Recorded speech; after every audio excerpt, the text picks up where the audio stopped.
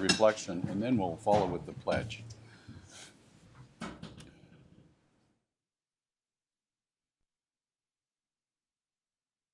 Thank you.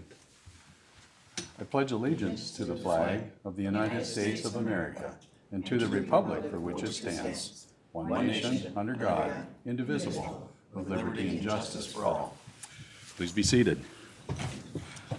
Members, we have the agenda in front of us this morning in paper. That's a nice touch. After all these months of doing it on Zoom, are there any amendments necessary to the agenda? I'm going to ask Leslie why I have 5.22 laying here on the consent agenda. Was there a change to that one, or is that just... So 5.22 had, the resolution is just fine, Commissioner. The title said Doyle Kennefic. It was a mistake in putting in all these ARPA ones. It should actually say Cleary Lake. So that was a change. And then we removed a statement about Cedar Lake and the funding. Actually, but the resolution is just fine. So there was an amendment, a technical correction on the actual RBA. Right, so the project title was off by about 10 miles, otherwise we're good. Okay. Correct. Members, we'll just accept that when I do the consent here in a minute. You know, because there is a small change, I'm going to entertain a motion in a second. I move that we approve the agenda with the amendment. Second. Motion and second, and further discussion. Seeing none, let's vote. All in favor, say aye. Aye. Opposed? Motion prevails. We have an agenda with 5.22 slightly corrected. Number 3 is the minutes that were in our packet. Who among us read them carefully and feels confident enough to make a motion? Mr. Chair, I will second, but I did make a small amendment, and I gave that to JJ earlier last week, so. A small correction? Small correction. So that is, You made it's it. already been changed. Okay, good deal. Thank you for that heads up, So, yeah, Commissioner. And seconded by Commissioner Beer. Further discussion we want to share in public? Oh, we don't. Okay. All in favor signify by saying aye. Aye. Motion prevails. The minutes are adopted. At this point in the agenda, we open the floor to interested citizens who want to address the board about something you believe needs to come to our attention that's not going to be on the agenda for further discussion this morning. So if it's on the agenda, we're going to talk about it then. If it's not, this is your moment to approach the microphone and speak with us. I see nobody clamoring for the microphone. Tracy, is there anybody on Zoom that is dialed in that's interested in connecting with us since we're in a hybrid mode? Don't hear that there is. Leslie. Mr. Chairman, I do believe that we had a resident who was going to Zoom in this morning. I think you've been provided with what she wanted to speak to. She's on too. Commissioner Breckley, what? She is on the Zoom also. Oh, she is. Good deal. Okay, deal. Okay, we've had the emails, and here's a letter at our position. Okay. People maybe aren't hearing us from some of the... Yeah, I'm just getting a note here from Mary Keene that Mary is not hearing our sound. So our mics are green. That means go. Pardon us while we get used to this new this new setup. I can't see anything. Me either. It's because it's muted there. There we go. Mary, can you hear us now? No. Just, yeah.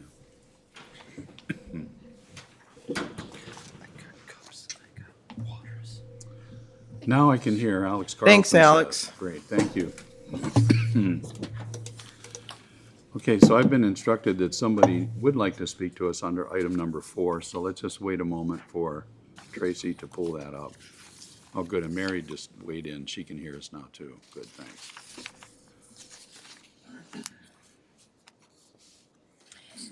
Idol Abdul, she is going to address the board. She just said I messaged her. Oh, okay, thank you. Idell, go ahead. I think you're unmuted and you can address the board at this time. Okay, thank you so much. Dear board members and anyone else, good morning. My name is Idol Abdul. I am a Somali autism mom and advocate. First, I would like to thank my County Commissioner, Barb, for always supporting my son who has autism. I have a son with autism, and we have lived in Scott County for decades. I come before you today to raise awareness about environmental accessibility adaptation. Sorry for the spelling error. This is under the state waiver system that supports people with disabilities, where the funds flow through the counties. As you know, we want all people with disabilities to live in their homes and communities. The EAA is supposed to support that effort and make sure the person's environment is modified for their safety, health, and well-being. I must say that I have encountered some difficulties with EAA in Scott County, as Commissioner Barb can probably vouch for. I'm asking today for a system that gives the person with disability choices, but also ensures cost effectiveness and support for the family. My son needs home safety modifications, and just the assessments alone, as no installation have been done thus far, has costed thousands of dollars.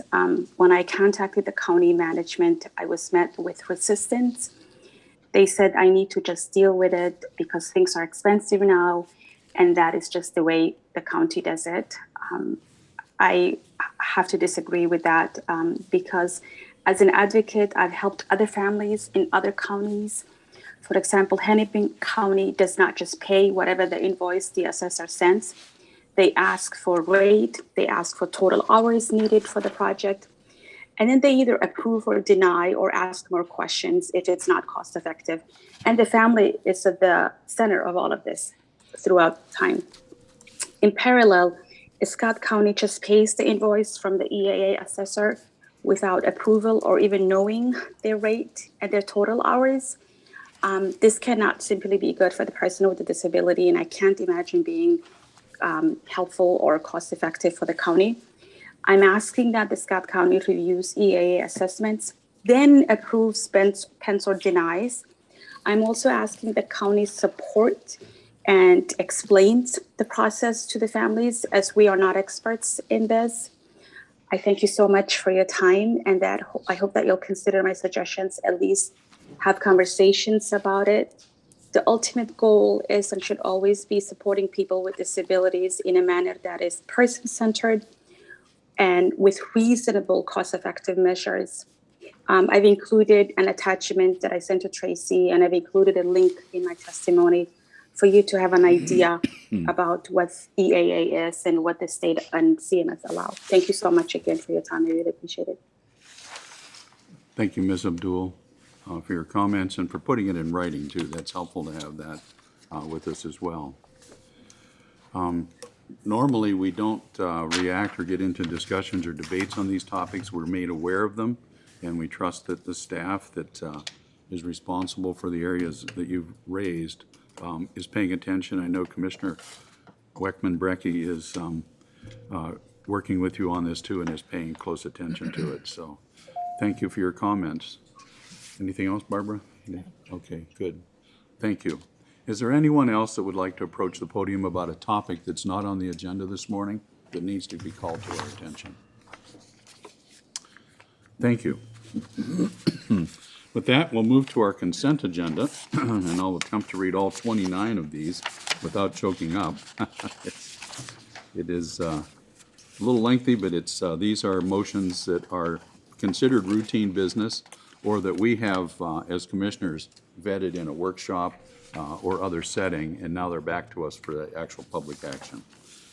5.1 is to adopt Resolution 2022-49, authorizing a budget amendment and awarding a construction contract to McNamara Contracting for the 2022 Pavement Preservation Program.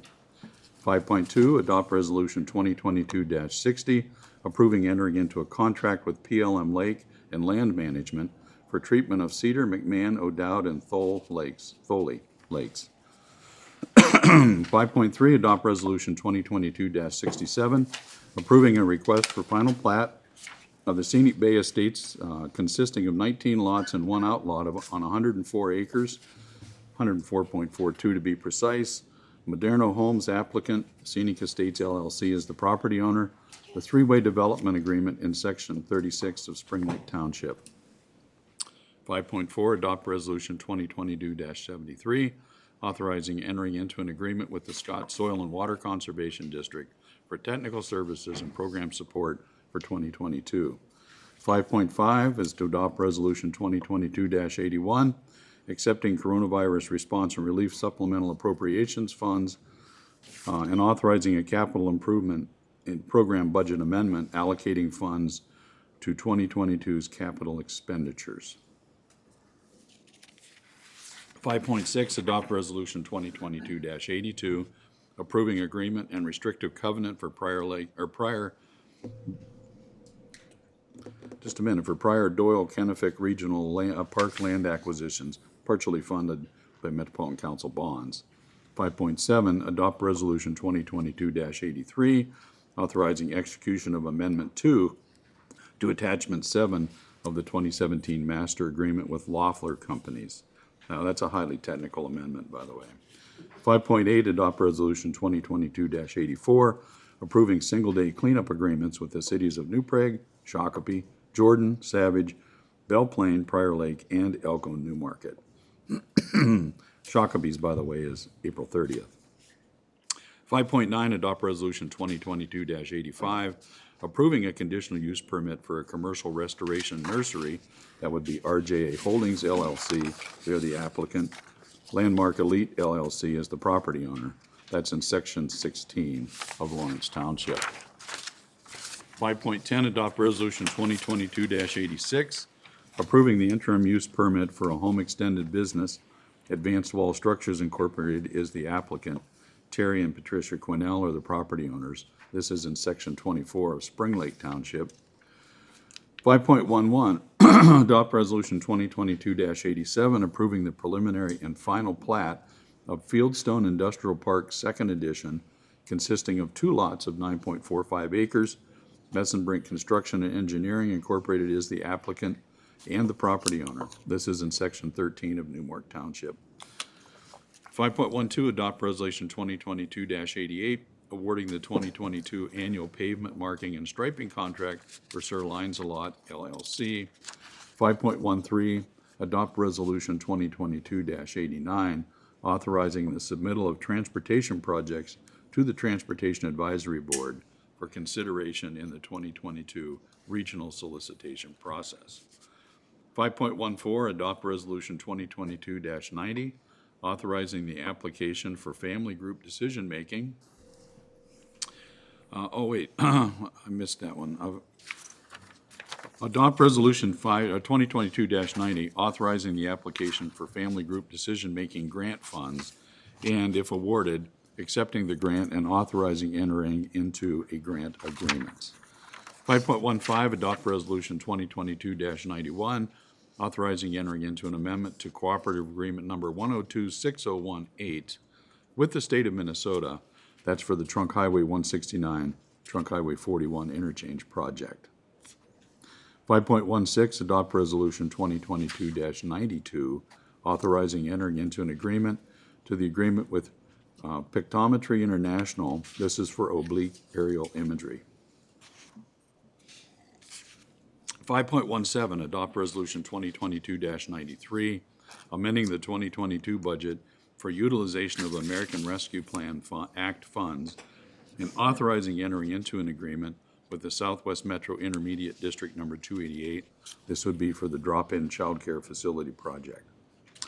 5.18, adopt Resolution 2022-94, amending the 2022 budget for utilization of the American Rescue Plan Act funds. We're going to do this a few more times. I'm going to call it ARPA, okay?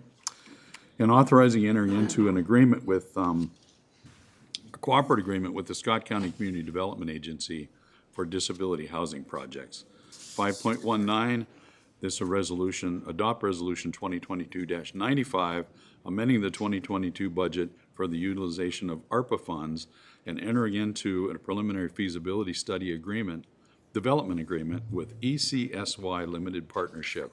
This is for the Bonavista Terrace Utilities extension project we've been discussing. 5.2, adopt Resolution 2022-96, awarding a contract to print the scene to Adams Publishing Group.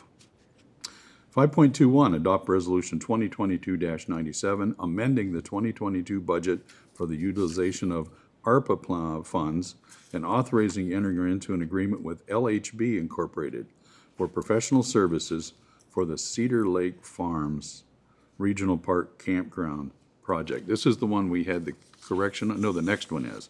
5.22 is the one that was corrected. Adopt Resolution 2022-98, amending the 2022 budget for utilization of ARPA funds and authorizing entering into an agreement with WSB and Associates for professional services for the Cleary Lake Regional Park Campground Compliance Project.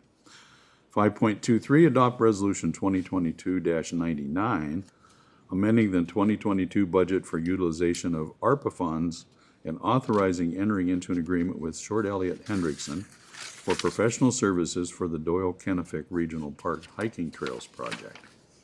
5.24, adopt Resolution 2022-101, authorizing entering into an agreement with Great River Greening for pollinator plantings and Oak Savannah restoration at the Spring Lake Regional Park. 5.25, set a public hearing for April 19th, 2022 at 10 a.m. This will be to receive public comment on the proposed redistricting plans for Scott County Commissioner and Scott Soil and Water Conservation Districts, Supervisor Districts.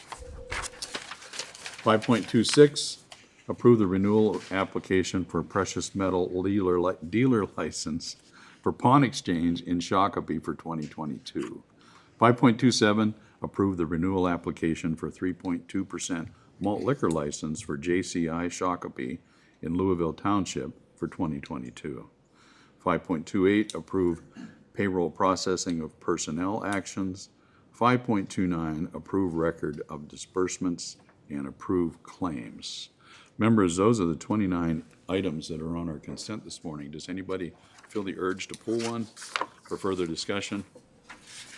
Or a chair will Mr. Chair, I entertain just a want motion. to make a couple of quick comments on Commissioner a Elrick, couple. yeah. Mhm. 5.5, 775,000 some dollars we got from the tab. That was, again, one of those pitch debates back and forth. Others wanted to use it elsewhere. So I'm thankful that we were able to get it distributed on a per capita basis to the metro area. And so we got $775,000 there.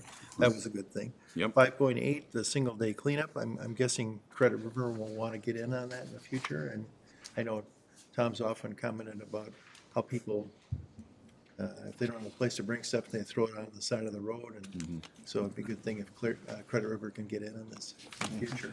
Yeah. That's it. I hope it's not Credit River citizens throwing stuff in the ditch by my house. Oh, I didn't but mean that. I just meant with the opportunities there, it helps the whole Yes. community. I'm sorry, Commissioner Ulrich, you pitched underhanded, I had to swing at it. Okay. My bad. On the 5.5, on a serious note, you've served on the tab now for what, 20 years? Yeah, something like that. Yeah, I've been Commissioner Ulrich's alternate on the tab, and I've sat through a couple of those meetings, and I'm here to say thank you for serving and not making me get down there more than just a couple times in the last 8 years. That is important and tedious work, and we appreciate people who have a gift for that. Can I ask, Mr. Chair? Okay, Mr. Wolf, yeah. Commissioner, who was that all divided amongst, those tab dollars? I think the entire metro area. Okay. So it went to cities as well. Okay, got it. And Okay, I just was wondering how that equation, okay, got it. All right, Good deal. yep. With that, I Okay, would make a motion to approve that's what I was looking for, a motion. 29 items on consent. second, A motion and a second. Further discussion, we've had some already. Hearing none, let's vote. All in favor, say aye. Aye. Opposed, the motion prevails. The consent agenda is adopted. Okay, I'm going to give my vocal cords a rest and call on someone to talk about 6.1. That's a request to adopt Resolution 2022-100 for Community Living Infrastructure Grant Funds. Danielle, is that going to be you, Ms. Fox? That is. Good morning, Mr. Chair, And Commissioners. good morning.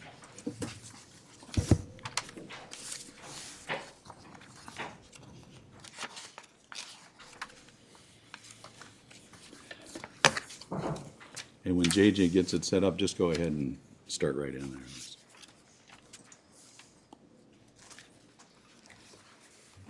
It's gonna let me. One moment.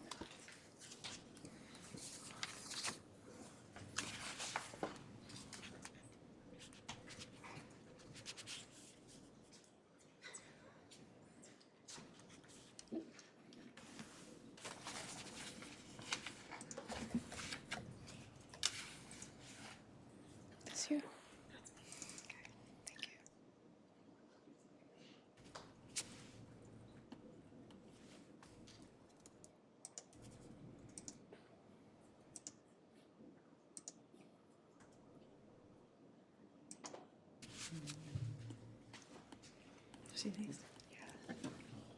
Sorry, you have to look at the big screen. There's nothing here right now. Okay. And this is, okay. That'll work. Good morning again, Mr. Chair, Commissioners. I'm Danielle Fox. I'm the Adult Services Manager in Health and Human Services, and I'm here this morning to talk to you about community living infrastructure. Oh, maybe. There we go. Community Living Infrastructure is a competitive grant through the Minnesota Department of Human Services that is intended to create infrastructure for the needs of individuals experiencing homelessness who are also living with a disabling condition. Oops. There we go. So we know in Scott County, we have seen our homelessness numbers rise over the last several years. This is a data point that shows the total number of households that are on our coordinated entry assessment list. So this is a list that's compiled of households that have been assessed in Scott County who are typically either living outside or in a place not meant for habitation or shelter. So this is not going to capture households that are maybe doubled up in the community, living with family or friends due to economic hardship, but is for those who are shelter or living outside. So you can see in February of this year, we had 58 total households that were on this list. And about 60% of those total households are reporting living with a disabling condition.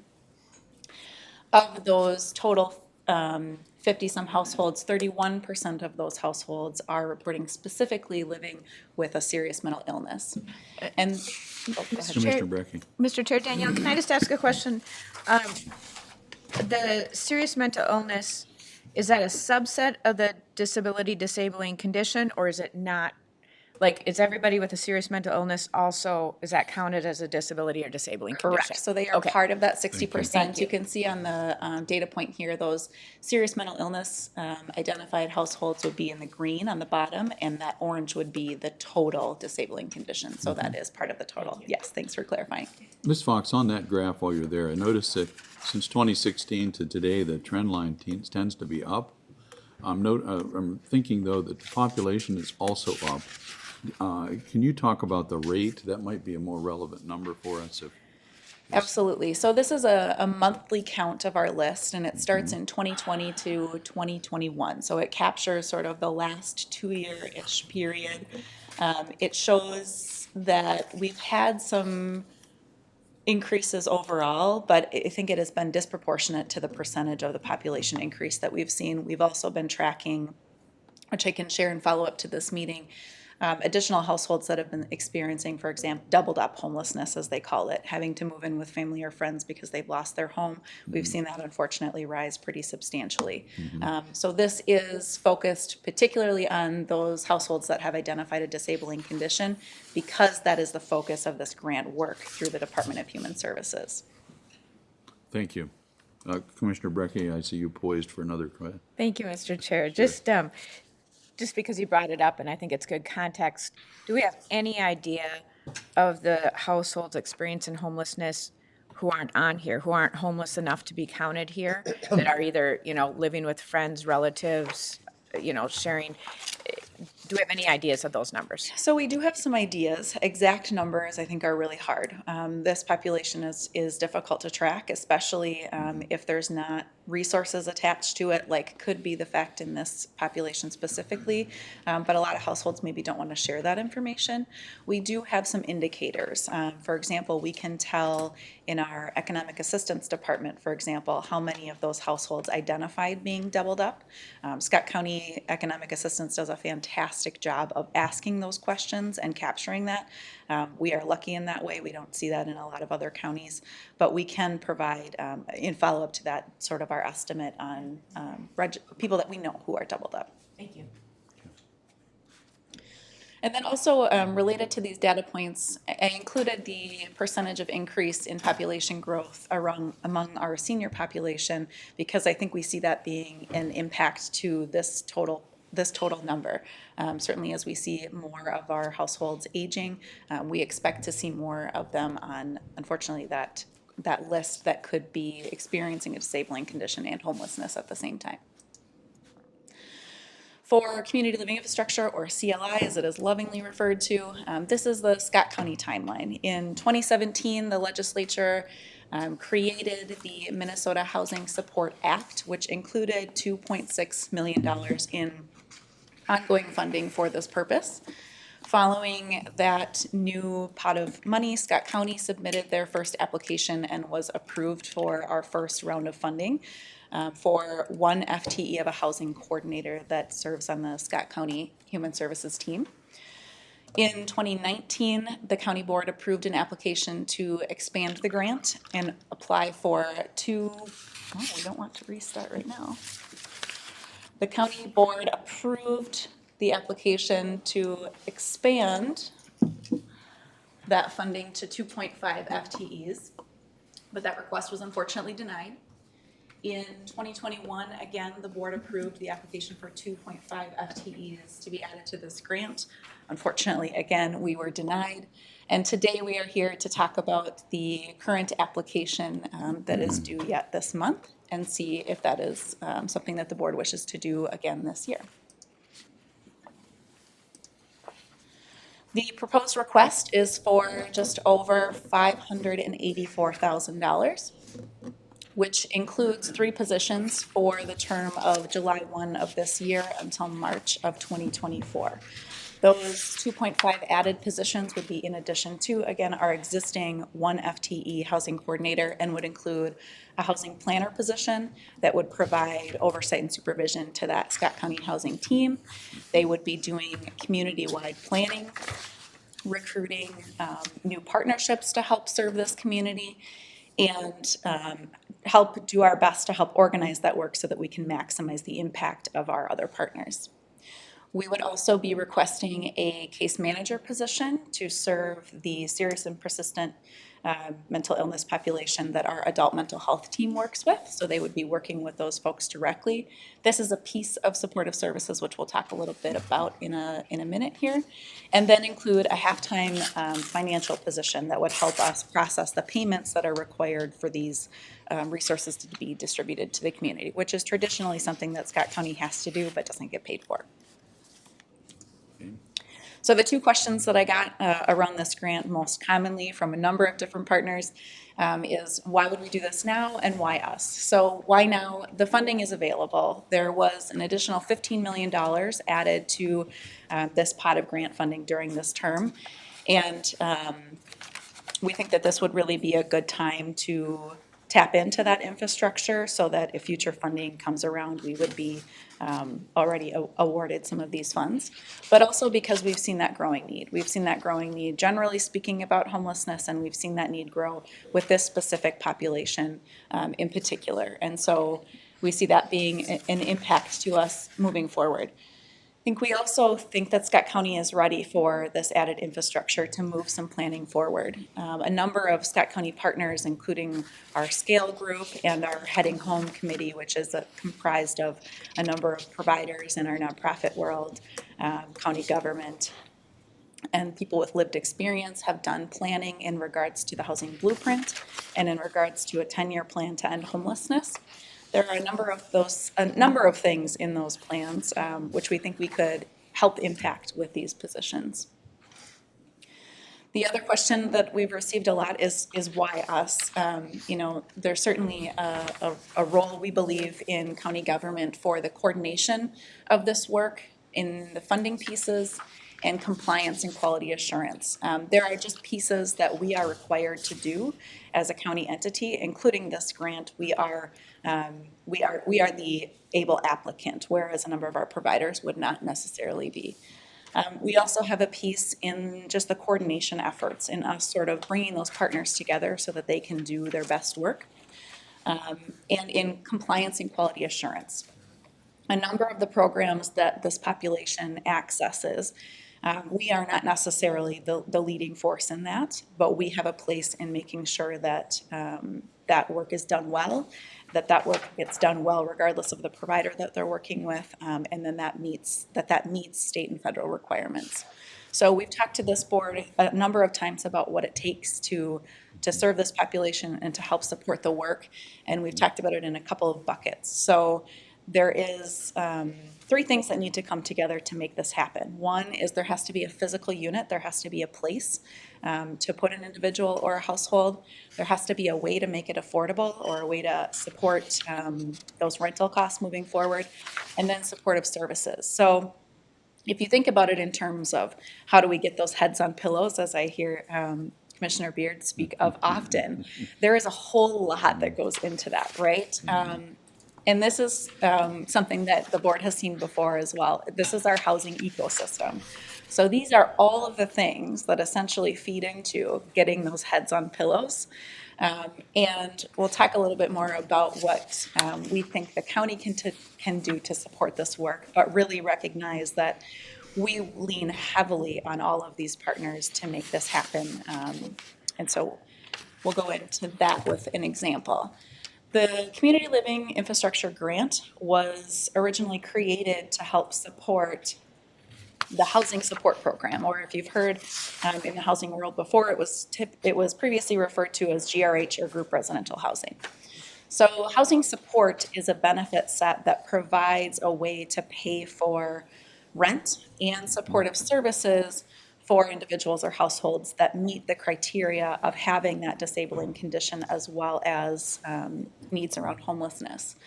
There are about 20,000 Minnesotans that receive these services, and it is aimed at helping reduce institutional stays, or those very expensive, intensive services that folks don't necessarily need, but end up in sometimes because there just aren't other options. So one example for us is the Anoka Regional Treatment Center. Sometimes we've had individuals stay in those facilities at the rate of $40,000 or more for a month. So this is a much more cost-effective way to help provide someone an excellent quality of life, but also to help move away from those deep-end, heavy-cost sites. About 27% of these participants also receive supportive services along with the rental assistance. That could be anything from helping connect them to other service providers, to working with the landlord directly, helping with medications, transportation, all of those things that help people live in the community successfully. And years ago, before this grant was a thing, the Department of Human Services really said, why aren't counties using these housing support dollars? They're available for this really high needs population, but the rate of use was really low. And part of that was because counties said, we don't have the infrastructure to support this. There are requirements that we have to do that are hard for us, and we need some support in doing that. So that was part of the motivation to get this moving.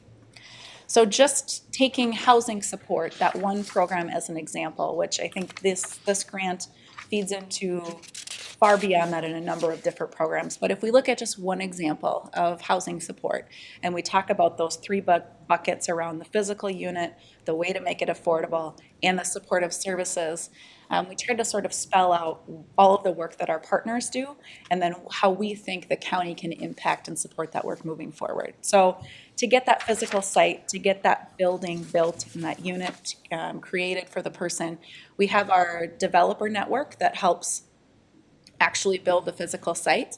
We have property management companies that are helping manage that property ongoing. The cities are approving these new developments when they come around through their process.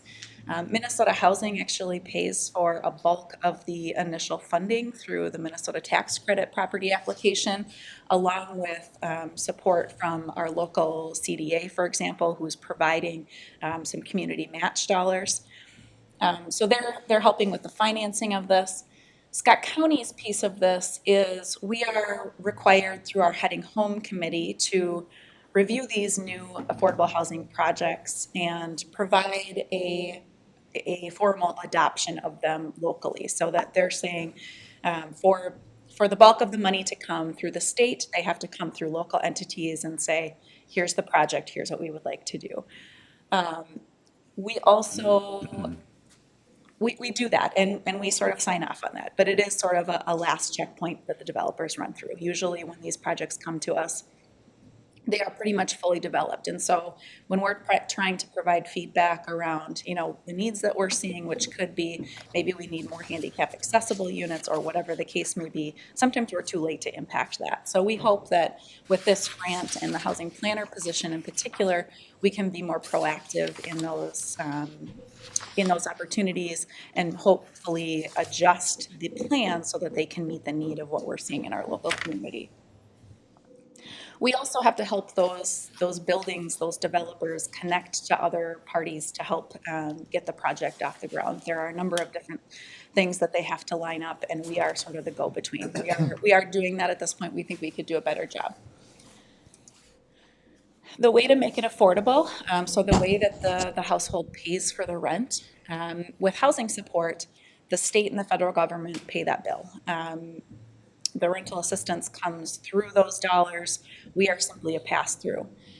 Again, those property managers or those landlords collect the money and see that rent gets paid.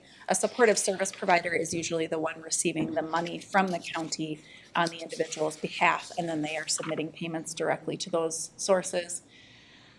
Scott County is mandated to process these payments, but also we manage the contracts with the providers, and we have to be that quality assurance piece, which I'll talk about next. But this way to make it affordable, we see the key role in Scott County as being our financial workers who are processing the payments, they're cutting the checks to the providers. It's work that we're required to do. We're hopeful to get paid for that work. And then the supportive services, that last bucket to help people be successful in that community. Again, the state and the feds are paying the bill on this. We are working with our nonprofit providers. Ones that we utilize in Scott County might be the CAP agency or Guild, for example, who are working directly with those clients, meeting with them on a monthly basis to see what their needs are to hopefully maintain them in their unit. Scott County, again, is managing these contracts. We're providing technical assistance to providers. This is a relatively newly developed service in Scott County, so sometimes we have to help walk our providers through the process, connect them with our state partners, as well as help them ensure that there's quality. So we have to go in to each provider on an annual basis, develop an audit procedure, and check in and see how things are going. But the supportive services in Scott County that we provide for a subset of this population might be targeted case management for individuals living with a serious and persistent mental illness. So that is what this last FTE is for, case management support. Noting that these nonprofit providers are, again, taking on the bulk of that work unless it's required that we step in with our services. So I can stand for questions. Thank you for the presentation, Ms. Fox. We've probably got several questions and comments. Let's start with Commissioner Ulrich. I'm going to talk about something for a moment that would have been in my report at the end, but it relates to a question I have here. Okay. Live, Learn, Earn is lost its coordinator. Jake has gone on to Ramsey County, the library system, and he had been providing staff leadership to Live, Learn, Earn. So we've got a hole there, and so we have to figure out where we're going forward with that. And I think there's going to be a proposal to fill in that spot. But I think one of the weaknesses or one of the things we need to do going forward if we want Live, Learn, Earn to be viable and vibrant is to have a staff person own each of the pillars. We've got a transportation pillar, we've got a workforce readiness pillar, we got a housing pillar, and we got a transportation pillar. And without a staff person kind of nurturing that committee, that pillar, that group, and making sure it's vibrant, bringing in new members, and without some kind of leadership there, I don't think Live, Learn, Earn, even if you put somebody in the top spot, I don't think it can survive vibrantly without key leader in over each pillar. So my question is, can the housing planner be that person for the housing Live, Learn, Earn pillar? Excellent comment, Commissioner. I think that is precisely some of the things that we envision this person doing. Someone that has a sight on what the data looks like in the community, someone that is well-versed and knows how to pull those partners together so that those initiatives like Live, Learn, Earn and the housing pillar can move forward successfully. Okay. And I just have one more. Sure. Some of this, I wondered at some points, how much is duplicative of the CDA? I mean, speak to that. I know some is completely different, but it seems like some might be duplication. So I think we always work in collaboration with the CDA, and I think they are excellent partners. They always have been as long as I've been at Scott County, and we want to continue that work. I think in social services, where we see a lot of our role is that supportive services. And through the Department of Human Services, there's a number of programs that just run through social service departments. So in a lot of this work, as noted, the CDA would be a partner, but there are just, I think, some defined areas where the Department of Human Services looks to Scott County Health and Human Services to take the leadership role in some of this work. Okay, thank you. Thank you, John. Commissioner Bricky. Thanks, Mr. Chair. Thanks, Danielle. Just kind of back to the very beginning, this is a grant we're applying for. We've applied for it before. We've been denied twice. Have we gotten some feedback, so this is all for naught if we don't receive the grant. So we're just looking to approve applying for the grant. Have we gotten feedback about why we did not receive the grant the last couple rounds? Yes, it really boiled down to availability of funding. So when this grant started at $2.6 million in 2018, there was just not enough to go around. I think infrastructure for housing-related activities for counties has been a huge pain point for a very long time. And so I don't think it was tied to a level of need or how well we did the application. I think it came down to the amount of dollars that were available. With this grant term, there is again $15 million added. We also have heard that with the new governor's budget proposal, there is $11 million added on an annual basis to this work. So I think it has been just an overwhelming need. Scott County does still have, and even with these added FTEs, would continue to have the smallest housing department of any of our metro counties, but I think this would help go a long way for our teams. Okay, great. Thank you. That's helpful. And then the financial processing piece, that halftime position, it sounds like we're doing a lot of those things already. Who does it? Where does it live? Is it that's overburdened and they'd be able to focus elsewhere? How does that work? So the financial processing is done through our economic assistance department, which I am certainly not the expert that you want at the table on that work, but we have heard that there is a pressure point there. We also, I think, have heard from our provider network that more support in that area would be great. We also know that the need is growing, and so if we're successful in these other areas in creating more of those physical units and making things more affordable, we need someone to cut the checks, and so that increased volume is hopefully going to be captured here in this FTE, as well as I think some of that specialization in some of these programs, because they are relatively new to Scott County, and there's just a learning curve for all of those little pieces to make sure we do it well. So that's our hope, to support that team in that work. Great, great. And before, I know probably my colleagues have some other questions, but I'm just going to kind of give my 2 cents on this about what I'm thinking. I mean, I think it's a grant we should apply for. I think we should approve it.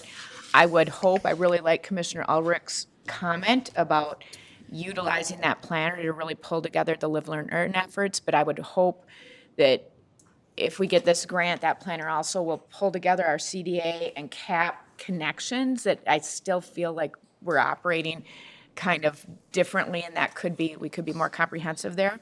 And then my thought is, we'd want to see outcomes, but we always have to be ready that this is a grant, and I think this board usually takes the perspective that we need to make sure we format things so if the grant goes away, we're not stuck, that this work might go away or might change, or it's not an automatic feathered in kind of situation where we grow a housing department. So I know that's a little bit kind of harsh when we need it and we're the smallest, but that's where I'm coming from.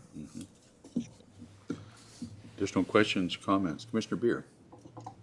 Thank you very much. One of the questions was, why are we denied all the time? And you answered that with lack of money.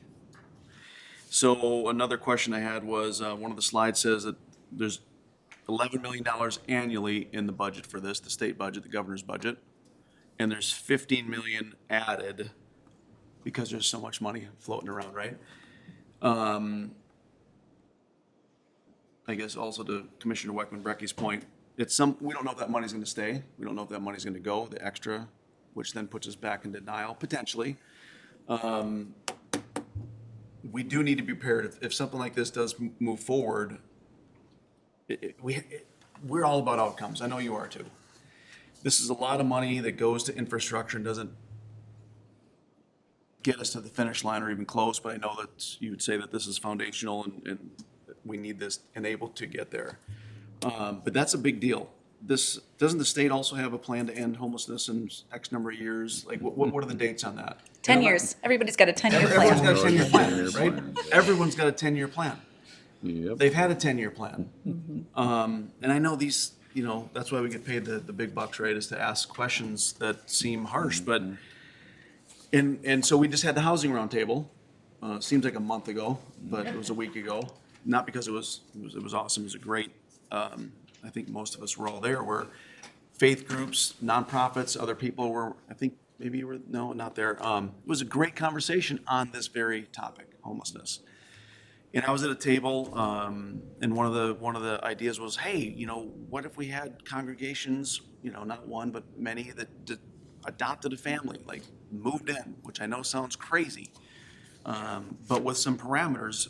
Boy, that makes this seemingly tiny list, which I know if you're on that list, it's a huge deal. I completely get that. But there's some really neat options that are just being talked about that don't cost, $500 and some $1,000. So the timing is just interesting just in light of the conversation we just had. And also, I forget who talked about duplication of, there was another question, like, it feels like there's gotta be some duplication of programs out here. Just wanting to make sure that that's not missed. Mental health, a lot of different things. And then also housing blueprint. My understanding of that is that was a project. It's not gospel. Am I right on that? It's not like a standard that somehow it was a project that people undertook and was neat, but it's not gospel truth. So I just wanted to get that. Like, what's our end goal? That's what, it sounds neat, it's touchy-feely, like, yeah, we want to solve this, but will this solve this? That's the question. And if we do solve it, then we have another list of 50 people in 10 years or 5 years or 3 years. I think there's going to be an answer coming. We'll take that as a statement, or are there questions in there? Well, it's a question. I mean, that's a standing I'm question. being serious, yeah. I think to Danielle's point, it was really good that she talked about, one, we already have, this grant is important to us, we already have an employee on it, right? So we hope we're successful there, and that person is doing really, really good work. And as we've been talking about this, go back to even what you've told us is important. It's to really support those people in the disabled community who need support, right? That's where you have said you want to support housing, and how do we do that? Everything she's talking about here is moving towards that, and that supportive housing and those people that really need those supports. The whole discussion on Beacon is around that. The whole discussion here that Danielle is talking about is helping those people in our community that really need it. And then if we can get them those supports, in the end, it's a lot better for our community than if we ignore it. And so I think this grant is really consistent, and I think they tried to summarize that in their application, that it's consistent with helping the people that you believe we should be helping. And Commissioner, I think those are very, very valid points. I think we are absolutely focused on the data with this grant. Certainly right now, our data points to a rise in need, but that this isn't a magic bullet to help solve everything. When you look at that housing ecosystem, there are so many different players and factors that are going to be out of our control. But I think what we can control is that convening of partners, like the meeting that happened last week, but continue to pull those partners together to make sure that people that I think have great intentions and great resources and a great impact on the community, but how can we pull them together to make sure we're getting the biggest bang for our buck, and not just, Scott County as Scott County, but all of those faith-based partners, our local nonprofits. How do we help the Department of Human Services at the state connect with the work that our CDA is doing. And so this is really what that planner position is about, of how do we braid things together so that we can work collectively to help impact those data points moving forward. Well, and I'm not saying that I'm not going to support this. I just, the underlying points, 2 points are that meeting convened without these people in place. And it was a pretty awesome time of discussion. And I think some solutions, some sort, are going to come out of that. So that happened prior to adding these folks. And I'm not even sure if housing was there. But the other point is, like, we really need to make sure, I've always said there's some really great people in the county, right? And I think you're one of them. So that we are like, boy, our faces are set like flints to resolving this, and I'm not saying that that's what this is, but that it's not just hey, here's this grant out here, let's scoop the net and get this thing, and it doesn't cost the other point was there's no county levy. There's county levy. I mean, there's costs involved that are going to come off the levy. This grant will fund the people, but that's a little comment that we had a little bit earlier. So bang for the buck, moving the needle, not just the warm and fuzzy. Those are the 2 points that I just wanted to make. So a reminder, you're one of the ones. Thank you. Commissioner Brecky. Thank you, Mr. Chair, for humoring me. Certainly. He was trying to not look this way. Thank you, Commissioner Beer. I hear you and agree with you. And thank you, Leslie, because that's really what I was going to focus on. The thing about this grant that's most important to me is that position for targeted case management and helping with those supports, because I think last Thursday, we have a lot going for us. But everyone I talked to, every faith community I talked to there and prior, the real yearning and skills and ability is to help those folks who are maybe having a tough time, help them move on, helping is a temporary thing. I really see this grant as helping our folks who are our friends and neighbors and live here, but they're really suffering from something that they're gonna probably always suffer from.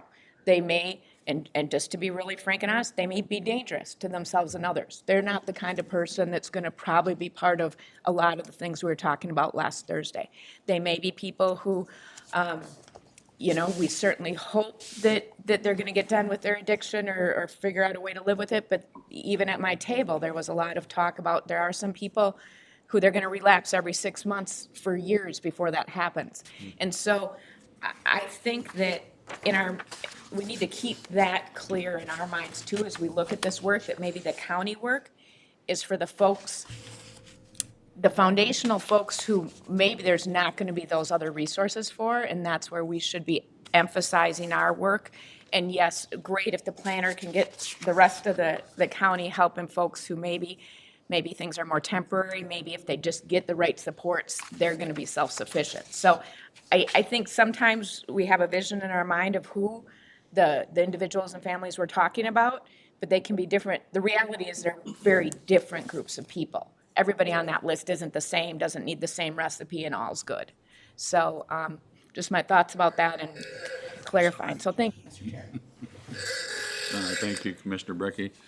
That is an unusual sound, and you were warned. Silence your phasers.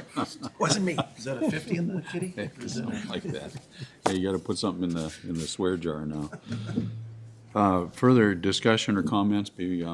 I'm just going to make a couple of observations here, and my intention is to support your grant application, but I do want to note for those who come behind us, a future board, that we have developed now a host of full-time positions or equivalents that are grant funded.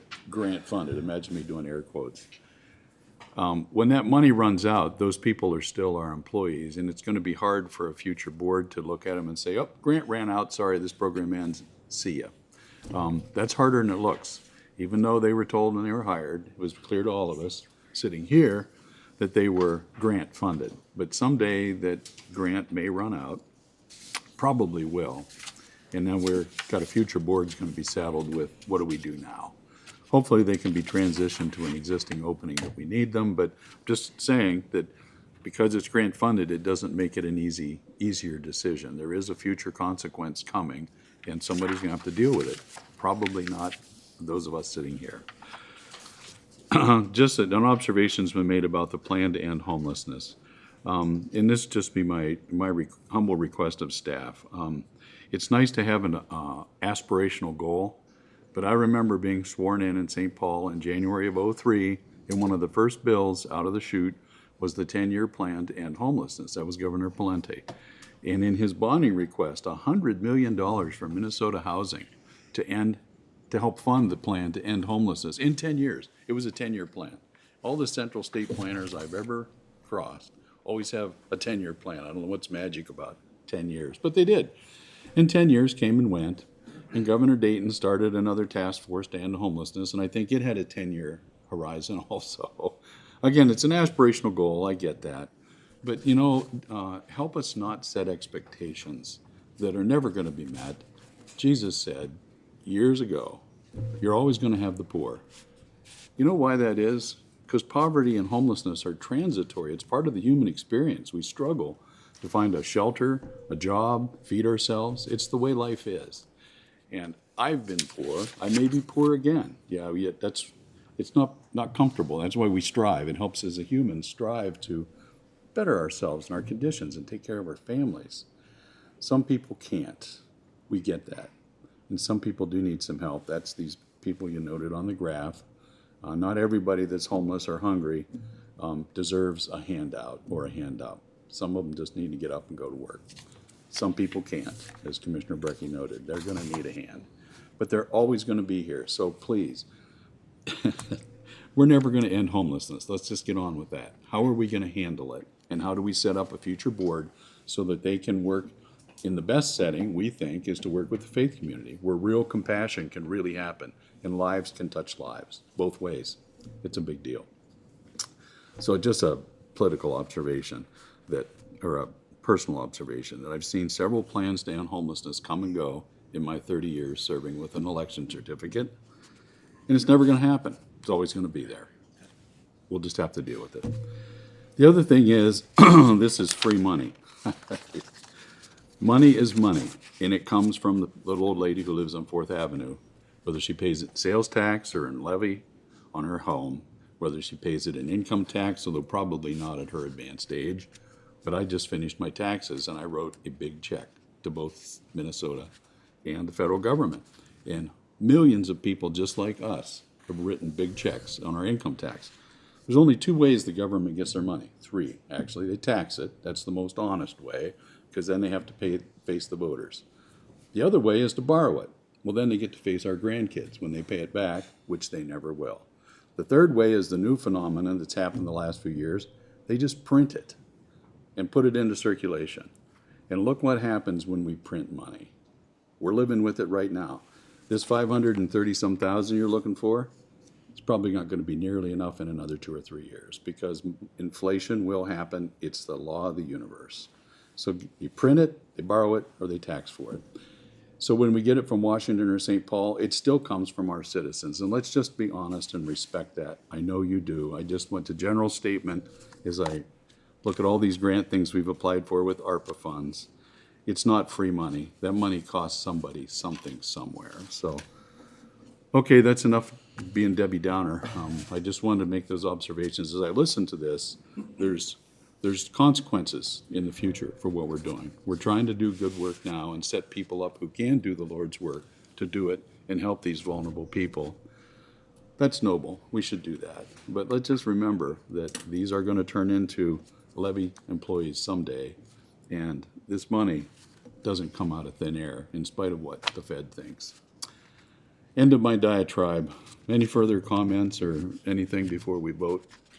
Mr. Chair, I'll make a motion to adopt resolution number 2022-100, approving the grant application for community living infrastructure grant funds, and if awarded, accepting the grant, authorizing entering the grant agreement, and adding 2.5 FTE positions. There's a motion. Not all at once, there's a second. Okay, so with our eyes wide open, we're about to vote, except I see the Administrator Vermillion would like to talk to us. Commissioner Beard, we appreciate what you said, and I think we have these discussions all of the time. But I do want to thank Danielle. She's in a hard position because even our own objectives kind of talk about we don't say to end homelessness, it's brief and non-reoccurring, right? It's to transform and try to help those folks. And so again, I just, as people are out there listening, this is really that. It's to help those people that have substantial issues. It was a great meeting last Thursday, and I would agree with exactly what Commissioner Brecky said. As I talk to those folks, they are eager, they want to help, we need to talk with them. But there are folks that need these supports, and that's what this is all about. And I think Danielle has done a really good job in structuring that. There are other grants that come and go that we don't apply for because it probably isn't consistent with that vision and where you have really want us to focus our county staff. And so I just want to tell her nice job. And I think she really has tried to hit the mark here, balancing those needs and what we're expected to do from the state of Minnesota. Thank you for your concluding comments, Leslie. Appreciate that. No further discussion or comment. Let's vote. All those in favor say aye. Aye. Opposed? The motion prevails. The resolution number 100 is adopted. Thank you, Danielle, for your presentation. Thank you. 6.2. Mr. Wagner is going to come and we'll talk about the presentation of the fourth quarter Spirit of Scott Awards.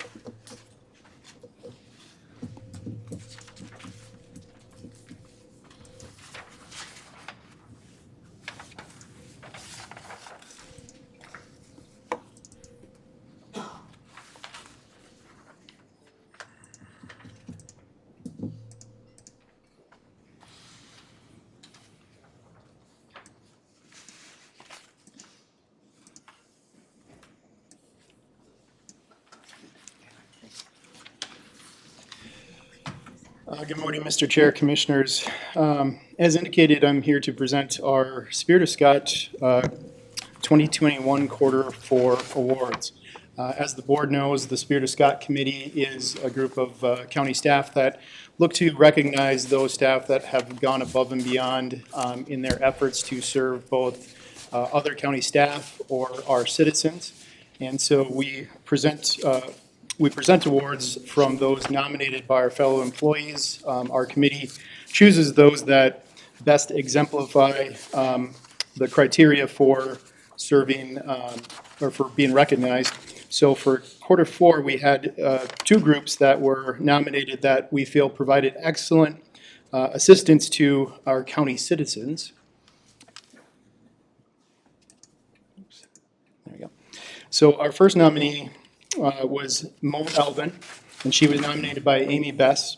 So Mo, after a recent racist video surfaced in the Prior Lake Savage School District, Mo was immediately thinking of ways that the Scott County Library could support students and their families through the difficult conversation. She sought more information and shared it with staff, suggested ideas about what would be helpful for parents, helped compile a resource list, and made sure to share that resulting resource list on her own social media with other parents and with school administration. Mo's actions represent outstanding community services for the Prior Lake Savage community. And our second group here is our Highway Maintenance Department, nominated by Leslie Vermillion. The Highway Maintenance Department was nominated for their immediate response to help the city of Savage following the tornado that hit quickly and hard last September. The scale attitude that the color of the snowplow does not matter in an emergency certainly holds true for this department. Personnel and equipment were sent to help clean up the city. If those staff were not in Savage, other staff were picking up work that had to be completed, so it was very much a team effort. Thanks to the response and the scale spirit that was displayed by our Highway Maintenance Department when one of our communities needed help. And so on the screen, you'll see the names of our highway maintenance workers that either contributed to cleanup in City of Savage or picked up the extra work from duties that still needed to get done in Scott County. Our group would also like to thank the board. We were asked with the reopening of this building back in March to have some goodies or handouts for our staff as they toured the building. So we were able to purchase some Spirit of Scott can koozies and some other things that we handed out to staff at that event. So we want to thank the board for that, and thank you for your support of our committee. You are welcome, Greg. Thank you for calling these, well, 2 departments, some individual people to our attention for kudos.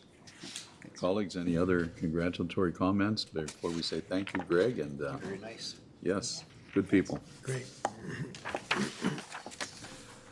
Let's see, the 6.3 on our agenda is to adopt Resolution 2022-110, proclaiming April 10th to the 16th as National Public Safety Telecommunicators Week. And for that, we have some outstanding representatives from our Sheriff's Department. Luke, I noticed that your ringer was off. You might want to give Commissioner Ulrich instruction on how to turn his off. At the next meeting. I'm sorry, I'm raining on your parade. Scott and Luke, welcome to the board. Tell us about the resolution. Thank you, and good morning, Chair, members of the board. Speaking of telecommunications. This morning, I'm going to ask you to approve Resolution 2022-110, a lot of resolutions already, Wow.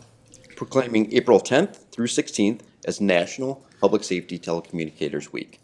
So this is a week where we remember all of the things that our 911 dispatchers and call takers, all those public safety telecommunicators do for us on a daily basis. Our 911 center is located over in the law enforcement center, and we've got an extremely dedicated group of staff members who answer over 200,000 phone calls every single year. Wow. And they do that with a staff that at times of the day is only 3 people, and expands at our busiest points to having 5 people working. Our busiest hours, we're handling over 75 calls per hour. So if you imagine the intense work that's being done during that time for each one of those calls to be assessed, to be triaged, and to make sure that the excellent customer service that we've known to expect out of our 911 staff is delivered. Our citizens don't realize that one 911 call in their crisis is one of 75 in that hour.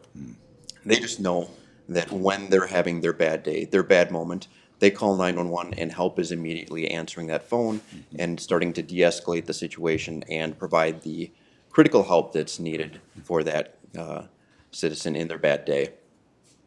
Like I said, we handle this with scaling staffing based on the number of calls we receive per hour. But in Scott County, home of River South, we have a lot of challenges with that as well. During events, we tend to see a huge surge of 911 calls that come in, and some of these are legitimate or real 911 calls. And some of them, as we experienced during Lakefront Music Fest of last year, are people having a really good time at dancing and butt dialing. We received just during one night of Lakefront Music Fest an additional 300 calls into the communications center. Oh, my word. So while our staff continue to be extremely professional and handle all those calls, they could tell you minute by minute what song was being played because we had so many different calls coming in that it was actually somewhat comical. And again, you look at the professionalism of our staff. Each one of those calls has to be answered like it's a real emergency. Yes. Even when our maps say this is from Lakefront again, and we can hear the music in the background, each call is immediately assessed, determined if there's a real emergency, and if so, our staff is ready to make sure that that's handled appropriately. Scott, if I could, Mr. Go Chair, if I ahead, could yeah. just, so of the 200,000, if you were to boil those down to how many actual incidents, would it still be 200 or would it be? Because like a car accident, somebody sees a car, everybody and their brother, I think 3 people in the same car will call up sometimes. Yeah, that's a great question, and it's very true. Of those over 200,000, not all are things that we Unique, ultimately yeah. dispatch out. Yep. On a call where we receive a car crash, in your example, on Highway 169 by the Bloomington Ferry Bridge, it's normal within 3 minutes for us to have 12 separate callers coming in. And we, again, need to prioritize and identify if they're all calling about the same incident. Because what we see in things like car crashes is once there's one crash, then people start gawking, and then we have another crash. There's another one. Yep. So even with all those situations, they still have to go in and dig into details. What color is the vehicle you see? Using things like the MnDOT cameras in that case to try and see, is that what we're looking at? Is this something we have already dispatched out and we already have help coming? Or is this yet another crash? In winter, it gets really complicated because we may have points where yes, there's a lot of calls coming in, but we could have 8 or 9 crashes within a couple mile section of just 169. So with those traffic cams, could you guys actually have dispatch somebody out there before you actually get the first call sometimes? Has that happened yet, or is that possible? So it has happened. It's Oh. pretty rare, but it has happened where we've actually seen stuff happening before the first 911 call comes in. Oh, But it is pretty rare. Most of the time, our initiating activity is that we're getting that 911 call coming into the center, and we're then processing that call. because there's not cameras everywhere in the county. Correct. So- And there's not somebody who's constantly able to look at every Yep. single camera. Yep, got it. Okay. Yeah, Scott, related to that, Metro Traffic Control in Roseville has scores of employees watching hundreds of screens. Do we have access to that? If we wanted to watch a section of road, can your office pull some of that up and watch the 169 corridor, for instance, coming off the bridge? So we have a view access. You do, okay. So we are able to see the feed coming out of the Regional Traffic Management Center. We are not permitted to control the cameras, though. Oh, So that's the fine line of, Yeah. even when we know there's a problem, we ultimately have to work with our partners at the State Patrol or MnDOT desks to get those cameras spun to look at where we want to see. understood. Okay, you're talking telecommunicators. Sorry, we got you a little off track, but thank you for indulging us. That's okay. As with always, 911 is constantly changing, whether it be special events or changes elsewhere within our organization or within our communities. And again, since we are the sole providers of 911 services for the entire county, when a city makes a change, that impacts our capability and our challenges of providing and maintaining service. So when a fire department, for example, changes the response priorities, that means that we have to adjust and adapt to that and make sure that we're keeping up with the times. And we've seen that a lot as communities are growing and hitting that debate over if they need to have full-time duty crews or if they should maintain a paid-on-call volunteer service. And of course, there's pros and cons with each model. At the end of the day, 911 just has to adapt, and that's what we do. I like to kind of think of our 911 staff as always heard and never seen, almost like Bigfoot. You know they're there. Oh, for sure. They're out there, and Many of them. many of them, exactly. But no one ever sees what exactly happens. So when someone in our community has a problem, they know as soon as they dial 911 that somebody's going to be on that line and help's going to be provided to them. But people really don't know what happens behind the scenes. And part of that's by design, but part of that's just the reality of, you don't have 911 dispatchers in parades. Parades are great, great place to highlight your squad cars and your fire trucks. Sure. And people see that and see those first responders. People like to wave at them, and it's a great way to recognize those responders. But with the dispatch staff and the communication staff, they're always behind closed doors. They need to be in a secure environment so that we can never let that system fail. And as a result, it's easy to forget that they're there until you have your bad day and you really need it. So I really want to highlight the dedication of those first responders. Federally, they're classified as clerks and secretaries, and that's a bigger question and a thing that needs to be addressed in the future. We need to recognize them for what they are, and truly they are first responders.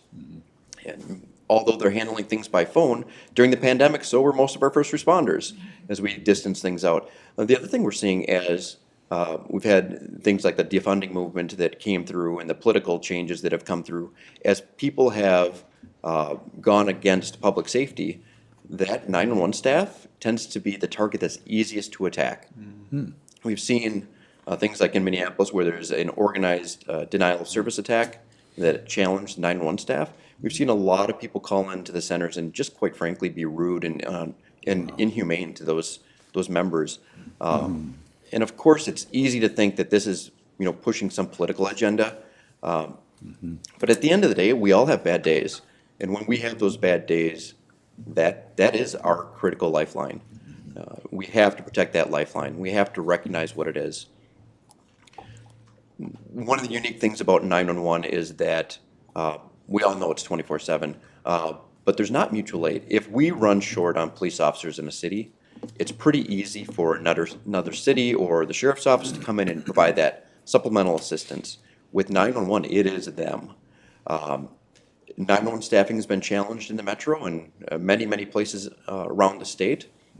I know one of our neighboring communication centers has been operating at about 50% of their allocated staff for a while. That's a lot of overtime, it's a lot of strain.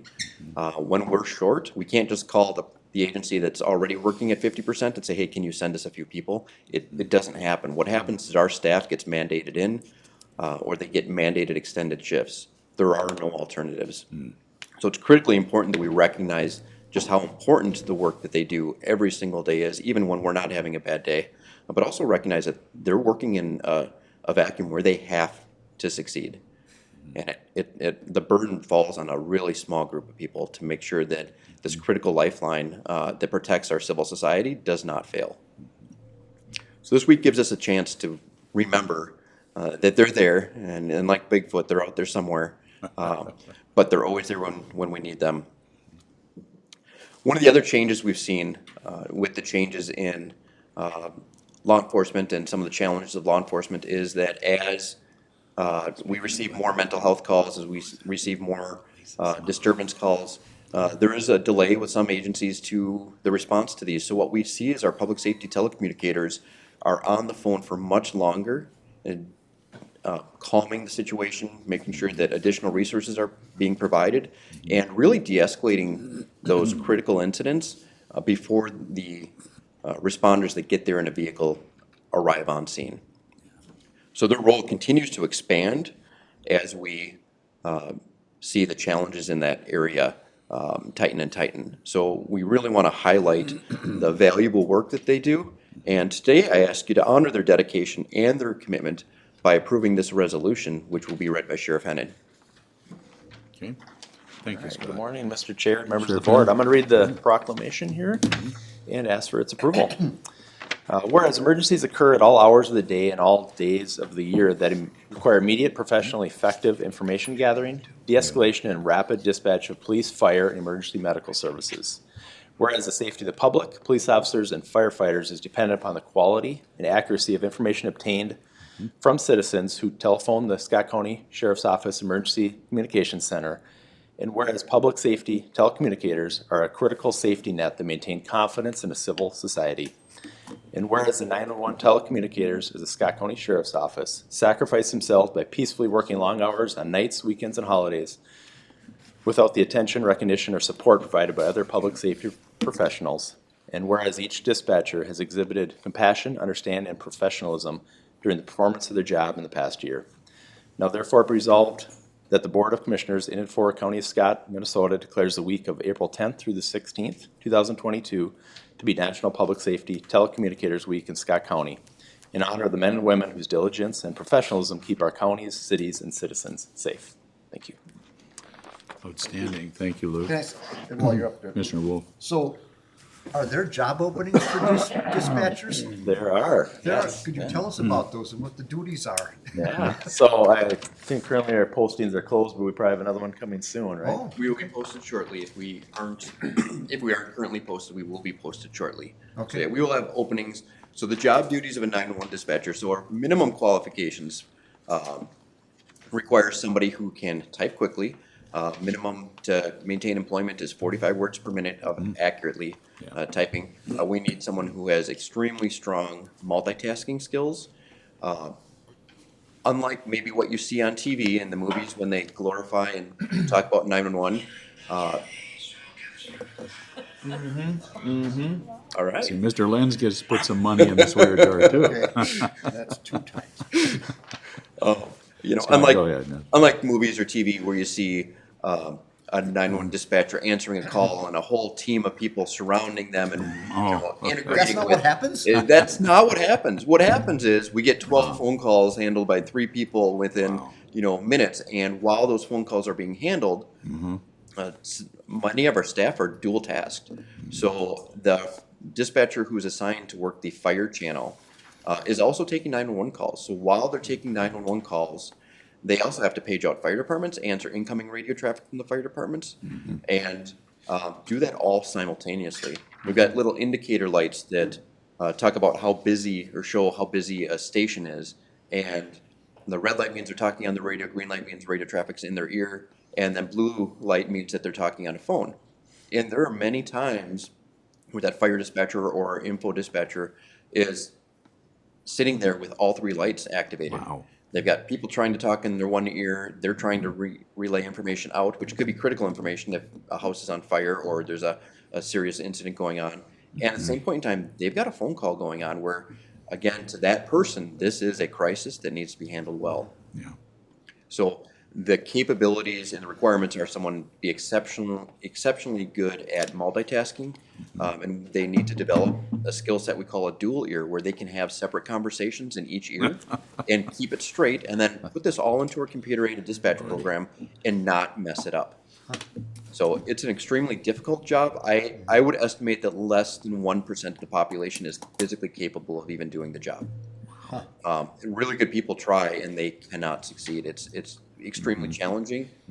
And I will say in all sense of humility, it's amazing watching the staff actually work, because they're so relaxed, so calm, while they're taking these screaming people phone calls into 911, talking calmly with them, de-escalating, and oh, by the way, they're talking on the radio on the same point in time, and people don't realize they're doing all these things at once.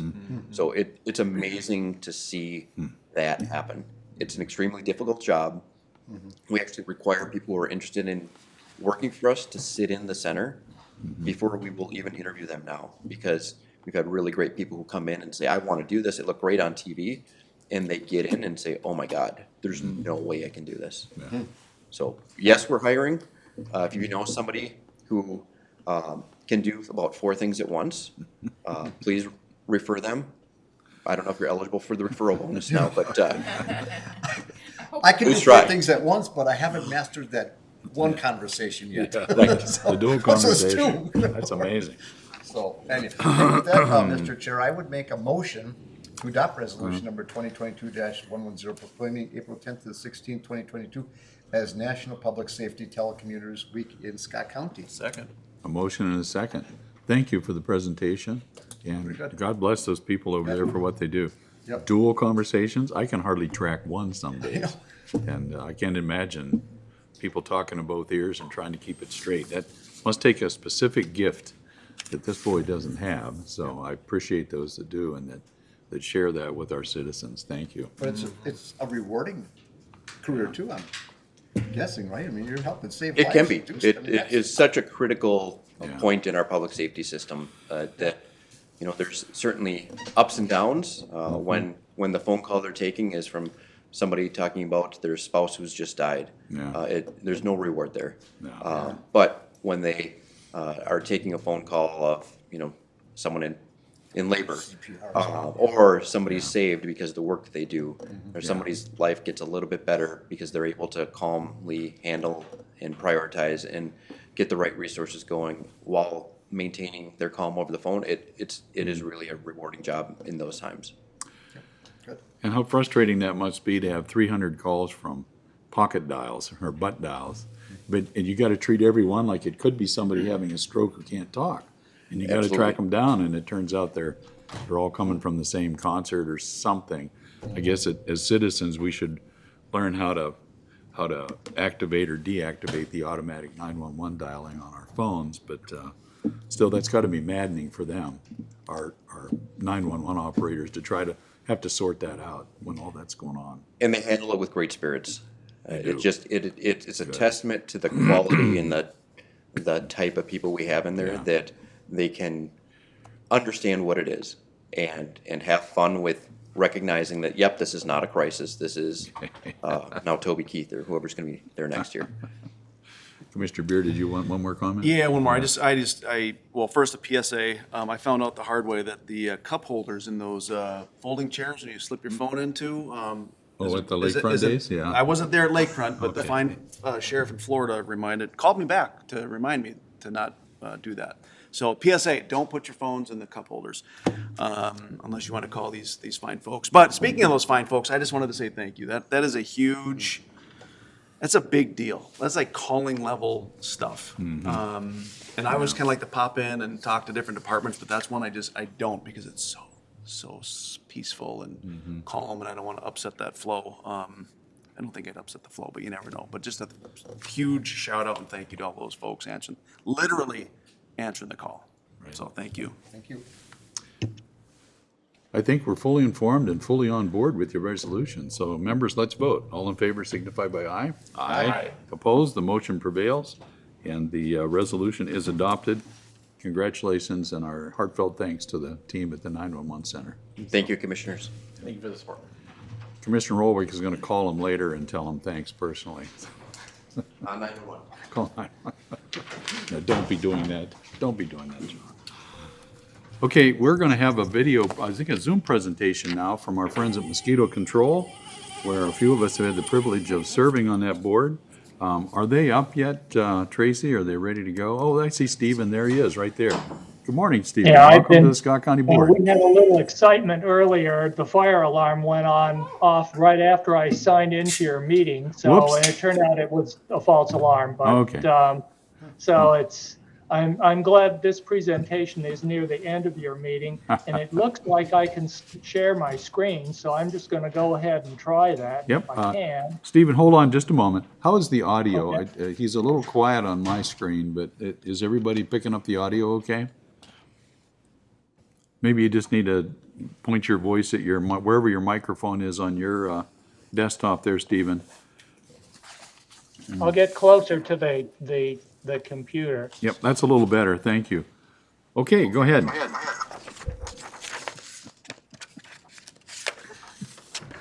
Okay. Can you see a slide that says MMCD? Got it.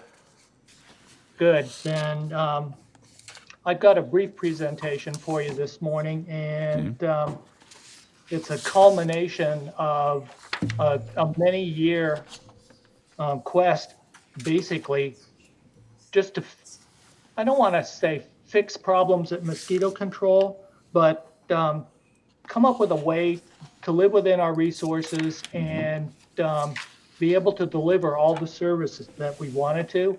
And I'd like to thank Commissioners Beer and Beard for being part of our commission this year. And for those of you who've been part of our commission over the past, because we work closely together figuring out, one, what level of service do we desire for all the citizens?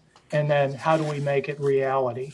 So briefly, I'd like to review for you district services. And part of that is the mosquito life cycle, because if you understand that, then how we do what we do makes a lot more sense.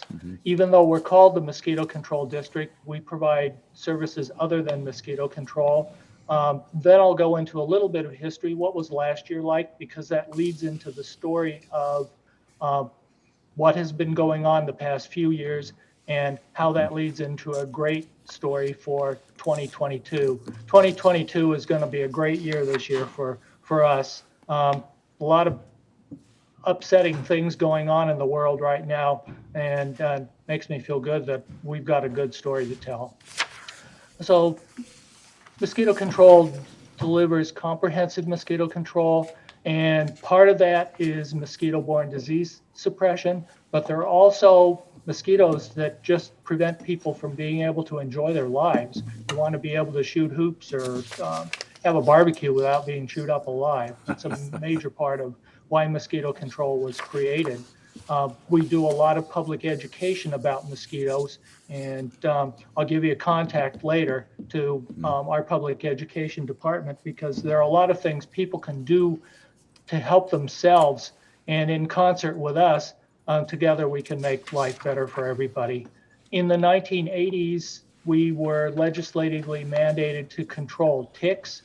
So I'll describe a little bit about the outcome of that. And then finally, we control black flies or biting gnats in small streams and rivers. Good. Just think about the life cycle. It's very much like a butterfly. The mosquitoes lay their eggs either in moist soil or as rafts that float on water. Depends on the species of mosquito. The main thing is the eggs are present in a place either when water already exists or a temporary place that floods. The egg hatches into a larva that lives in the water. It goes through 4 stages, which are just bigger larvae. Then it turns into a pupa, which is analogous to a chrysalis of a butterfly. But different from a butterfly, the pupae are also in the water and they also move. It remains a pupa for a day or two, comes to the surface of the water, and the adult emerges. The adult rests for a day or so, then the female mosquito goes to take her first blood meal. She needs the bloods to develop eggs, and that's where, at least in the case of vector mosquitoes, where the disease cycle starts. This cycle starts out at the beginning of the year being pretty lengthy, maybe 2-3 weeks. But by the time mid-May rolls around and we start to warm up, the cycle can happen in a week. So we don't have much time. When the rain comes, we have to be able to get out, find the mosquito larvae, and do something about them in just a few days. The take-home message from this slide is there are lots of different mosquito species. They each have their own biology, their own time during the season, and their own place where the larvae develop. We have information about all that, so we can figure out, depending on when during the season it is and what type of weather is ongoing, where to send our people to look for these different mosquitoes so we can deal with them. The mosquitoes all have treatment thresholds associated with them, so we can prioritize where we do our work. The other take-home message from this slide is in the lower left. You can see 6 mosquito-borne diseases, 5 of which are endemic in Minnesota. The bottommost one, Zika, is a travel-related disease, although the vector of that mosquito shows up in Minnesota frequently. So far, it has not been able to overwinter here, but sometime in the future, it might be able to. But again, each is associated with its own species. So the biology of that species, or knowing the biology of that species, is key to being able to evaluate the risk of each of those diseases during the season and then do something to reduce the risk. This slide shows you some examples of different places mosquito larvae can develop. And it ranges from permanent water sites on the left to temporary sites, floodwater sites in the center, to human-created sites on the right. And mosquitoes are very adept at using all of these sites to be able to reproduce and develop. Our program is founded on larval mosquito control. When they're in the water, they can't get away if you can find them. We have about 70,000 different wetlands within the 7-county district mapped, and histories of work and mosquitoes found in those wet sites at various times each season available in a database, and that allows us to figure out when the rains come, where we send our people to look first. And we're able to, within a day or two, line up the treatments. The helicopters are out, and within 3 or 4 days, we can get all the treatments done. Larval control is one of the most cost-effective ways to control mosquitoes, and the materials we use are primarily biological materials. They're specific to mosquitoes, so they have minimal environmental impact otherwise.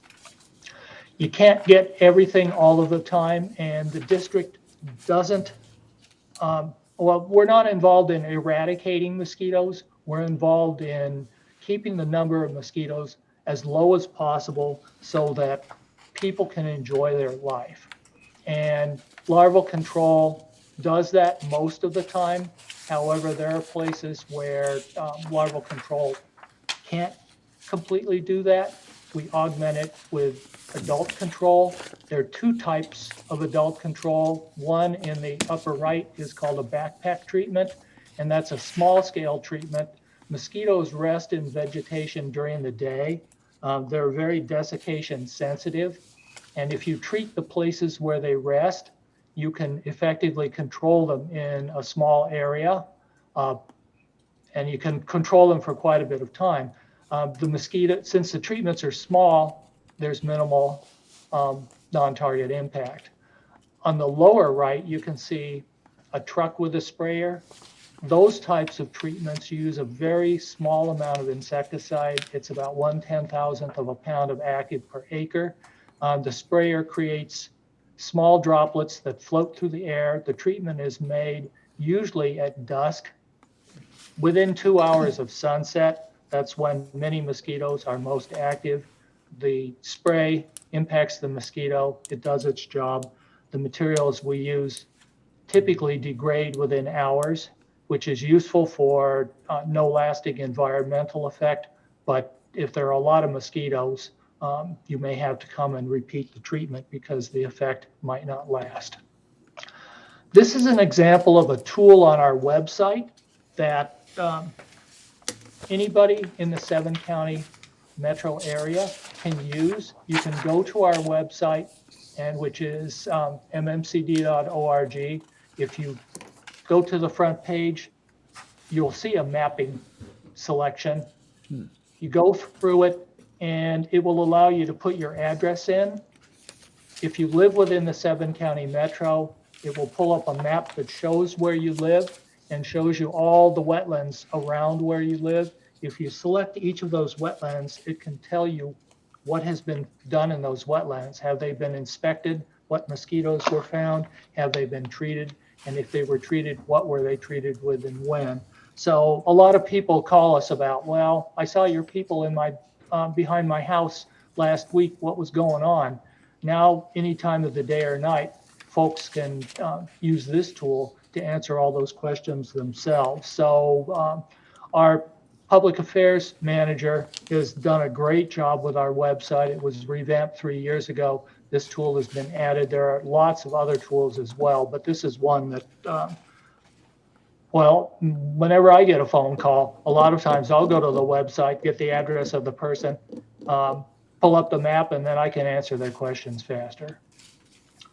I mentioned tick-borne disease and our mandate to control ticks.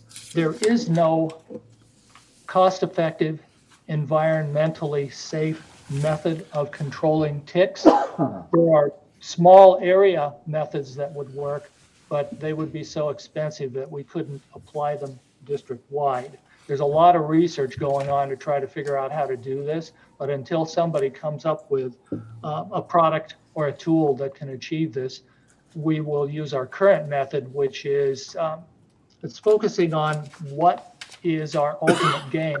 Our ultimate goal is to reduce tick-borne disease and reduce the risk of tick-borne disease. We do a lot of public education to explain to people when the risk is increasing and simple steps that everybody can take to protect themselves. The way we figure out when the risk is increasing is through a rodent sampling design that was created about 25 years ago by experts. The reason we focus on rodents is immature ticks feed on rodents first, and then the next stage is available to get onto people. The diseases that ticks transmit to people exist in rodents. So if you know what's going on with rodents, and you know which ticks and which developmental stages are on the rodents, you have early warning for increased risk for people. So based on this information, we're able to get out the message and let people know. We also work with the Department of Health. They get information from other parts of the states. We share a lot of information. We can coordinate our messages. Hey, The Stephen, final leg of the triad is black fly or biting gnat control.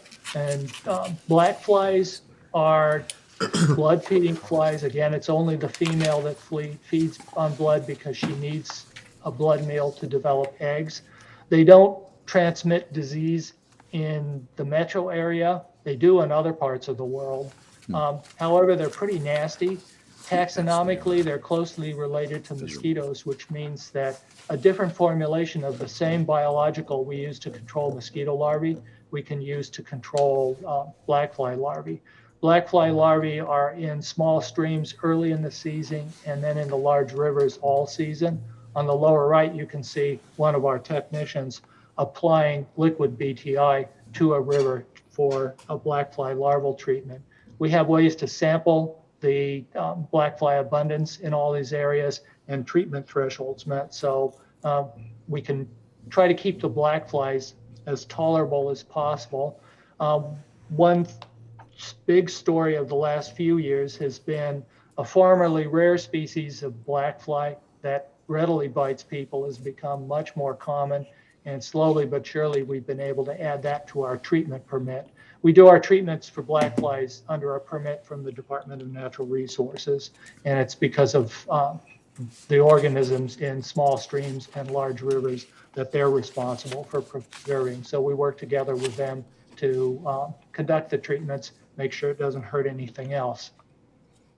Let's move into a little bit of history. And everybody here is aware that last year was one of the driest years we've had. For mosquito control, it was the driest year since 1989. Larval and adult control were both lower than typical. Adult mosquito abundance overall was quite low. There were hot spots. We also had some limitations caused by the pandemic that started in 2020 and continued through 2021. But we've been able to work through those and had minimal service delivery impact because of those.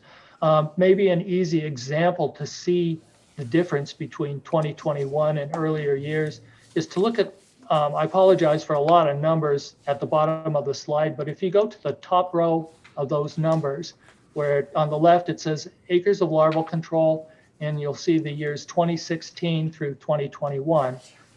2016 was a very wet year. There were a lot of mosquito larvae. We did a lot of larval control work. So you'll see 304,000 acres worth of larval control treatments completed in 2016. Slide over to the right and you see 2021, 150,000 acres, half as much. So it gives you an idea of how dry the year was. If you look at the 4 central years, 2017 through 2020, the range is roughly between 180,000 and 220,000. That's pretty typical for us. So this gives you a good idea of the kind of variation we have to deal with. And I'll explain a little bit more how we deal with this shortly. The middle row is is adult control. You can see 2016 was 82,000 acres worth of sprays, and in 2021, 2,500 acres. Again, this is all based on abundance and need. So we don't just go out to spray. We, when the mosquitoes are there and we need to control them, then we have the tools to do so. We hire seasonal technicians every year who do the majority of the boots on the ground type work, the surveillance and the control work. You'll notice between 2016 and 2019, we hired between, say, 230 to 240 people. And in 2020, that drops to 184, and in 2021, that drops to 187. The decrease was a direct impact of the pandemic. We double up people in our vehicles, and since the pandemic began, we have not been able to do that. So that has limited the number of seasonal folks that we've been able to hire. This year, especially because the pandemic early on was ongoing pretty strongly, and we don't know what kind of wild cards it'll throw again at us later. We've again hired about 185 people. So if it's a drier year, we don't expect many service delivery impacts. Hey, I'd like to Stephen? review for you some terms Hello? that Stephen? aren't going to be, excuse me? Stephen, can you, do you want to take questions now, or would you rather wait till the end, or? If there's a question about what I've gone through so far, I can take a question now. Yeah, I guess, Commissioner Wolf. Steve, this is Tom Wolf. Hey, so I'm just wondering where the number is. How much, did you save anything last year total on the budget over, on expenses? Or am I ahead of the deal here? Next page. Mr. Chair, Commissioner Wolf, if I go through 3 or 4 slides and tell a bit more of the story, I Okay, think got it will it. answer your question in detail. Got it. You're thinking ahead where I'm going. Okay. Thank you, Stephen. Go ahead. Anyway, we've got a budget. which is our spending plan. And for 2022, that budget is about $19.7 million. When we work with our commission to decide, what level of service do we want, part of it goes into crafting how much goes into our budget. The funding comes mostly from our tax levy, and this year our tax levy is about $19 million. You'll notice it's a little lower than the budget, and I'll explain a little bit more why later. We receive half the levy in July and the remainder in December. District reserves support cash flow between receiving those two levy payments. So it's especially between January and July that we rely on our reserves. And the reserves can fluctuate from year to year. Just think 150,000 acres to 300,000 acres. That could impact reserves quite a bit, and it did, and I'll explain that shortly. Finally, we have a fund balance policy that's an algorithm that, based on what our next year's budget is and how much we have in inventory and a number of other things, can indicate to us what's the minimum amount of reserves we need to control or to support cash flow needs. So before we get into some history, I'd like to discuss some Scott County specific numbers. If you go to the top row, you can see what our maximum levy is. The Department of Revenue every year informs mosquito control. This is the most you can tax people. And you'll notice it went up 6% between 2021 and 2022. We work with our commission to decide how much of this are we actually going to take. We got two goals. One is we don't want to take any more than we have to provide the service levels. And two, we want to stay well under that max because, yeah, it went up 6% between 2021 and 2022. But if you all remember 2008, 2009, 2010, it went down quite a bit each of those years. Mm-hmm. So if we stay below that, then we're not going to get to a situation where all at once we need a 10% budget cut because the max levy went below the amount we were levying. But overall, the desire is how do we deliver the services that citizens want, and how do we do it in the most cost-effective manner? We work with our commission to figure out what those needs are, and that's how we decide what to levy. The row that's second from the bottom shows the part of the levy that came from Scott County in 2021 and will come from Scott County in 2022. The Department of Revenue indicates that for us. You'll notice your levy went up about $25,000 between 2021 and 2022. Finally, we also work with our commission about our budget, and our budget went up 1%. Here's some history, and this is going to start to answer your question, Commissioner Wolf. 2014 through 2016 were three very high service demand years in a row. And so they were, 2015 actually had about 320,000 acres worth of larval control. So it was higher even than 2016. Long story short, we used about $6 million more than the amount of funding we received, and that money came from our reserves. By the end of 2016, our reserves were below the minimum necessary to support cash flow services. And even in 2015, we had seen that that likely would be a possibility if it was indeed wet again in 2016. So we had started working with our commission on a plan, a long-term plan to adjust things so that we could provide all the services to all the citizens and keep the tax levy as low as possible. We initiated that long-term plan in 2016. When 2016 ended up being a very wet year, we looked at 2017.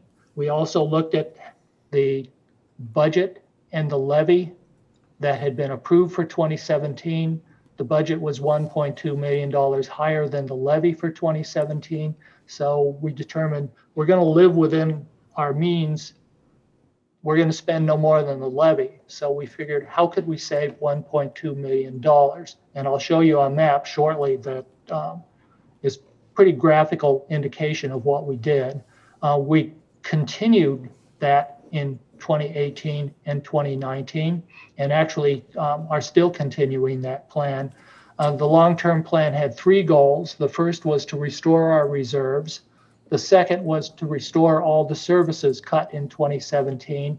And then the third is thinking, well, the population is growing everywhere in the district, and we're going to need to expand our services, provide more services, because there are more people here. So that's built into the long-term plan as well.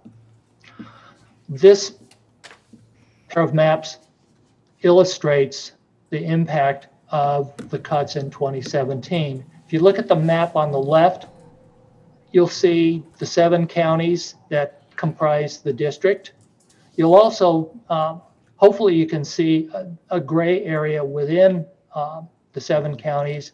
That's where about 95% of the people live within the 7 counties, at least as of 2016. And we call that Priority Zone 1. And all the blue splotches are places where we conducted larval control within Priority Zone 1. Some of those places we treated once, some of them we treated multiple times. But it gives you an idea of how much of Priority Zone 1 was covered by full larval control. The red indicates larval control outside of Priority Zone 1. The reason we do work outside of Priority Zone 1 is some of these mosquitoes can fly 5 or 10 miles. And if you conduct treatments around the periphery, you can make life better for people who are at the edges of Priority Zone 1.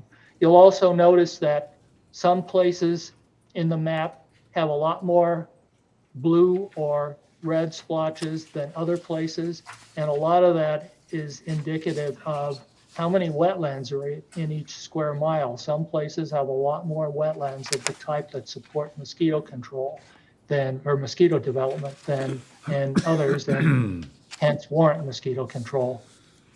Okay, move to the map on the right, and you'll notice one big difference. Most of the red disappeared. We maintained larval control in areas where 95% of the people are, but we pulled back from the outer areas. So our first goal was to be able to replace that. And so far the plan has been pretty effective. Staff have not liked not being able to go out as far, but you do what you got to do. And so by the end of 2019, the reserves had been restored to the minimum required level. So we had achieved our first goal. So in January 2020, we thought, well, we can start to restore some of the services we cut. Because the long-term plan includes levy increases and smaller budget increases, those two numbers become closer and closer each year. I'll show you a picture of that in a couple of slides. But by 2020, the difference between the budget and the levy was now $800,000 instead of $1.2 million. So that freed up $400,000 to be put back into services. By April of 2020, the pandemic had hit. We didn't know what was going to happen to the economy. Our commission asked us to pause the long-term plan for a year, and we decided not to restore the services we had planned to restore in January of 2020. We were told we might have a 15% levy deficit, and I believe everybody was telling their departments prepare for 10 or 15% levy deficits. We were successfully able to, in 2020, restrain our expenditures to a little over $14,300,000.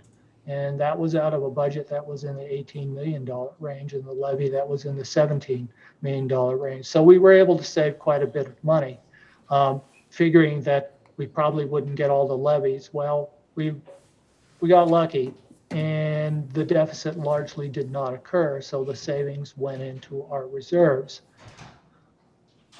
So in 2021, we decided to restart the long-term plan.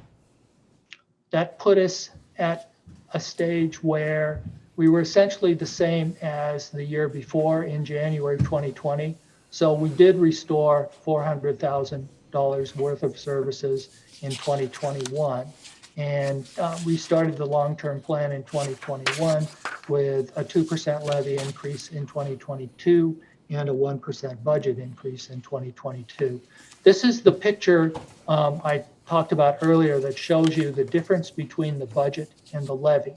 The budget is the upper line, so it's connected by black diamonds, and the levy is, or excuse me, black triangles. The levy is white diamonds connected by a black line, and you can see that it goes from 2019 on the left to 2026 on the right. The two lines get closer and closer together, and as they get closer and closer together, the difference between those two values goes down. As the difference goes down, the amount of services that we can restore goes up. You notice the lines finally cross in 2025. That would be where full service restoration was possible, giving no other changes. But there's one more thing that happened, and this gets back to some of what Commissioner Wolf was asking about. If you look at those numbers in a slightly different way, so looking at 2022, 23, and 24, they're in the middle of the slide. The horizontal line at 1.2 million basically equals full service restoration. And as the line of connecting black diamonds gets closer and closer, that gets to full service restoration. We looked at, well, in 2022, 2023, and 2024, how many dollars, by how many dollars does that line differ from the horizontal line? And when you add those 3 years up, it comes to about $1.1 million. In 2020, we saved about that much because we were afraid of the levy deficit. So late last year, we went to our commission and told them this and said, you know, if we use these reserves, you approve us using these reserves, we can fully restore the 2017 service cuts in 2022. I think everybody wanted to deliver the service, so it wasn't too hard to convince people to do that. So this is still predicated on this long-term plan. You'll notice that each year has, especially with the levies, there are levy increases in 2022, 23, and 24. Then they get really small after that, and there are smaller budget increases. Excuse me, to be able to achieve this, we have to keep up with this. But I think our commission is, unless the economy changes drastically, our commission is supportive of this. So staff are extremely happy that we're going to be able to get back to a map that looks like that 2016 map.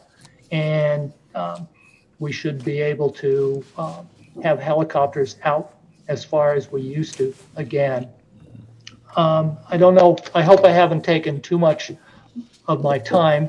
I'll end by putting up my contact information on the right and our public affairs manager's contact information on the left.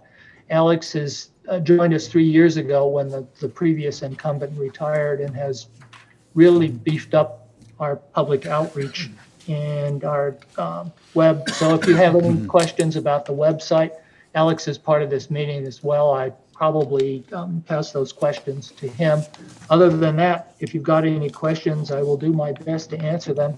And before I do that, though, I'd like to thank Commissioners Beer and Commissioners Beard for all your support these last couple of years, helping us figure out how all these pieces fit together and the best way to deliver services. Thank you, Mr. Manweiler, for your presentation. Yes, killing mosquitoes is something I think we have unanimous consent on. This board, we're happy to chip in and help, and that's one levy that is very reasonable and actually has a pretty positive effect. You know, I will say when I first got elected to this board and was asked to serve on mosquito control, I wondered, what do we do? How effective is it? Is this really a good use of taxpayer resources and times? And that summer, we took the grandkids up to Crow Wing County for a camping trip, and we stayed pretty much pinned in our RV for 4 days, because even during the afternoon, we could not go outside. The mosquitoes were so horrible. It was, the difference between Crow Wing County and Scott County in the middle of the summer is remarkable when it comes to mosquito control. And the results of the mosquito control district's good work became pretty evident to this commissioner very quickly, very graphically. So thank you for the good work, and it's an honor to serve there. Commissioner Ulrich. Yeah, I have a question. I went on your map and I did a little research to my area. I marveled in the past. I asked your predecessor, you mean to say you got our maybe 30 by 150 foot water retention pond on your mapping? Oh, if it's there, we've got it. Well, when on the map, you don't got it. Oh, whoops. And secondly, the big one behind Cub that's right adjacent to us hasn't been treated in 6 years. So I guess I'm wondering, how would you advise a resident that goes on the map and says, hey, it's not there, or hey, why isn't it being treated? Who would they contact, or what would they do? Stephen? Good question. What I'd recommend is they call the number that's underneath my name, so the number on the right. And because it may be that something that holds water that they see that's not on our map is something that does not support larval mosquito development, which is why it would not be on the map. And on the other hand, if there is something on the map and it hasn't been treated for years, they may be able to say, yes, we've checked it and we've never found mosquitoes in it. Or it may be that it's part of an area that we don't yet have the resources to get to, or the people to get to check it. But we should be able to work with those people to answer their research and answer their specific situations. All right, thank you. Thanks. Commissioner Wolf, did you have some follow-up? Commissioner Brecky. Thank you, Mr. Chair. Stephen, thank you for the presentation. Just two things. Just want to, and somewhat just for the public who might be watching, does the district still have a tire collection in Sand Creek Township here in Scott County, where farmers and others can drop off tires? Yes. In fact, anybody who has tires, we can't collect huge tires off of huge tractors or things like that, but automobile tires that are off the rims, we can collect. And if they call the number underneath my main, 651-645-9149, we can arrange for our people to come out and get those tires. So it's a pickup service now, not, it used to be drop off, I think, but there's not a location to drop off? It's easier for us to get the tires and Great. take them to various places than it is for us to maintain a drop-off area, yes. Wonderful. And then, thank you. I am glad to hear about the restoration to service, pre-2017 service levels. I will say, I represent District 1 at Scott County, which is much of the rural area. And probably over the past years, I've heard most from folks in St. Lawrence Township, close to the Minnesota River. And I think there's been some real decreased service in that area. There are a lot of wetlands, and just wanted to give you a heads up. I've heard from a lot of our folks there with concerns about decreased service and really the need for increased service there. So I don't have specifics for you, but in general, that's something I've heard quite a bit. Thank you. Thank you very much. And also encourage everybody to call us, because the more we know about problems in the area, and we can't be in all places at all times, people can help us out that way. And sometimes there's something we can do for them, even if they're way out at the edge of the district. Thank you. Commissioner Wolf. Yeah, Stephen, who eats, like the deer ticks or wood ticks, who eats those things on a regular basis? What kind of predators do they have? Good question. Actually, ticks don't have much in the way of predators. Oh. And Quails. I don't know, Turkeys? maybe it's my culinary aversion, but I don't think I'd want to eat a tick. But there aren't, I think probably the biggest predators of ticks you might see is adults that are on deer, and sometimes birds can get onto deer and pick things off of deer. I've seen it on cattle, but the immature ticks, there aren't very many predators. A lot of, maybe you're looking into biological control of ticks. There's a lot of research going into that, and nobody's been able to find natural enemies of ticks either. Okay. Thank you. Thank you, Commissioner Wolf. Mr. Manweiler, let me just say, my daughter had a hobby farm in LeSueur County, and she had guinea hens. And they were murder on the ticks. Her little farmette had no ticks. But having guinea hens, a whole flock of them run around, creates problems of its own that might be just as bad as the ticks, who knows? But maybe worse, yes. But yeah, they were murder on the ticks, and it was kind of fun to see. Hey, Stephen, I just have one concluding question here before we thank you for your presentation. The biting black flies. I mean, besides making you itch like crazy after they bite you, they actually draw blood while they're biting you. And I know it's really murder on the little kids in particular that run and play outside, but can you tell us about when that season in and how long it lasts, so we know how much purgatory we need to go through before the black fly season is over? Sure. There are actually 4 species of black flies that bite people. Yeah. And 2 of them occur early in the season. So you're talking the adults coming out in early May. And one of them probably has 1 generation a year.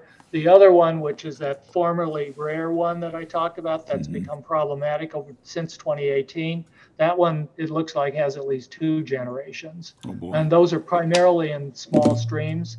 So it's going to be May and June from those mosquitoes. That's the worst time. Then they tend to disappear. The other 2 species are in the large rivers. They start showing up in May, and they can be in the rivers through September. Oh, my. Although our larval sampling usually shows a decrease of numbers to levels well below treatment thresholds by the end of August. Okay. All right, well, thank you for the information. Thank you for the presentation, and I'm sure I speak for all our constituents when we say we're grateful that you do your best to suppress the mosquito nuisance here in Scott County. We appreciate that very much. Thank you for our support, and encourage all of your constituents to call us or check our website, because we can provide a lot of information. So, You know, perhaps in Great. our, to staff, in our customer or citizen page where people easily access the county website, we might want to have a hot link about mosquito and tick control. Maybe that's a button we can add. That'd be great. Good deal. Thank you. Talk to Alex about that. He'll be able to tell, or link him up with Great. the staff who are responsible for that, responsible for your website, and they'll know exactly how to do that. Appreciate it. Thank you. Okay, I'm going to stop sharing screen now. So Good deal. Well, we're going to move on with the next item on our agenda here. If I can Thank you, find Stephen. the agenda again. Here it is. Thank Well, you. members, we're down to committee reports and commissioner updates. Are we ready to proceed with that? Yep. And let's start with District 1, Commissioner Brecky. Thank you, Mr. Chair. Our last board meeting was on March 15th, and we had a workshop after that board meeting that I attended. Also on March 15th, County Administrator Vermillion and I gave a tour of our buildings to Carver County Commissioner Uterman and Carver County Administrator Dave Hamzy, as they're starting to do some of their own space studies. That evening of March 15th, I had the CAP agency board meeting. Just want to call your attention to CAP's gala is April 30th. Unfortunately, I'm going to be out of town, but if anybody can attend, please do. It'll be at Mystic. You can find more information on the website. They're excited to kind of get in-person events going again and highlight all the work that they do there. March 16th had Scott County Extension Committee meeting. Also, March 16th was the Scott County Township Association Spring Meeting. Thanks to my colleagues, many of my colleagues, for joining me there. The township supervisors were very appreciative of your presence. March 17th was the MELSA board meeting. Also on March 17th, I had a short meeting with Senator Pratt and some folks from the Dakota Scott Workforce Board about some legislation that in his committee. March 17th in the evening was the Scott County Library Board of Trustees meeting. First meeting without Jake, so that was tough, but really good. Chris got involved right away, and I think the board is really going to enjoy working with her. March 18th had the Dakota Scott Workforce Development Monthly Board Meeting. Also, March 18th was the AMC Monthly Board Meeting. Much of the time on it was really spent on legislative issues, just the time of year we're in. March 24th, attended the Shakopee Chamber of Commerce Main Street Breakfast, an event that's kind of been on hiatus because of COVID. It was good to get downtown Shakopee folks back together, hear about all the work being done to fill those storefronts, have good events, and get people to know just all the gems in downtown Shakopee. March 24th, Representative Albright invited me to a meeting with DHS Commissioner Harpstead and him at a group home in the cities, or in Minneapolis, the city as well. You can tell I grew up in Shakopee. Just to highlight some of the issues that home health care, group home providers are having, and just to start having some better communication between those groups. March 29th, County Board Workshop. Also on March 29th in the evening was the Scott County Farm Bureau Spring Meeting. I would say most of our legislative delegation was there at that meeting, and the Farm Bureau members really were thankful they were there to talk about what was going on in the legislature right now. March 30th, County Administrator Vermillion and I met with the Mayor of New Prague and the City Administrator, just our quarterly meeting to talk about what's going on in both of our jurisdictions. March 31st was a Housing Roundtable event that has been talked about several times during this board meeting. April 1st, I zoomed in on the Scale Executive Committee meeting. I know I'm just the alternate to Commissioner Ulrich there, but I just hang in the background learning from him. And then April 4th had MELSA Personnel Committee meeting. And Mr. Chair, that's the end of my report. Well, thank you, Commissioner Brecky. Commissioner Wolf. Thank you, Mr. Chair. On the 16th, the Insurance Committee met, and health insurance costs are going up. People, because of the pandemic being basically over, are starting to go out and get procedures that they had put off for a year or two. Mm-hmm. And so, yeah, it's costing us a little bit more than we'd like. So we're going to watch that and hopefully kind of keep rates down as much as we can. Mm-hmm.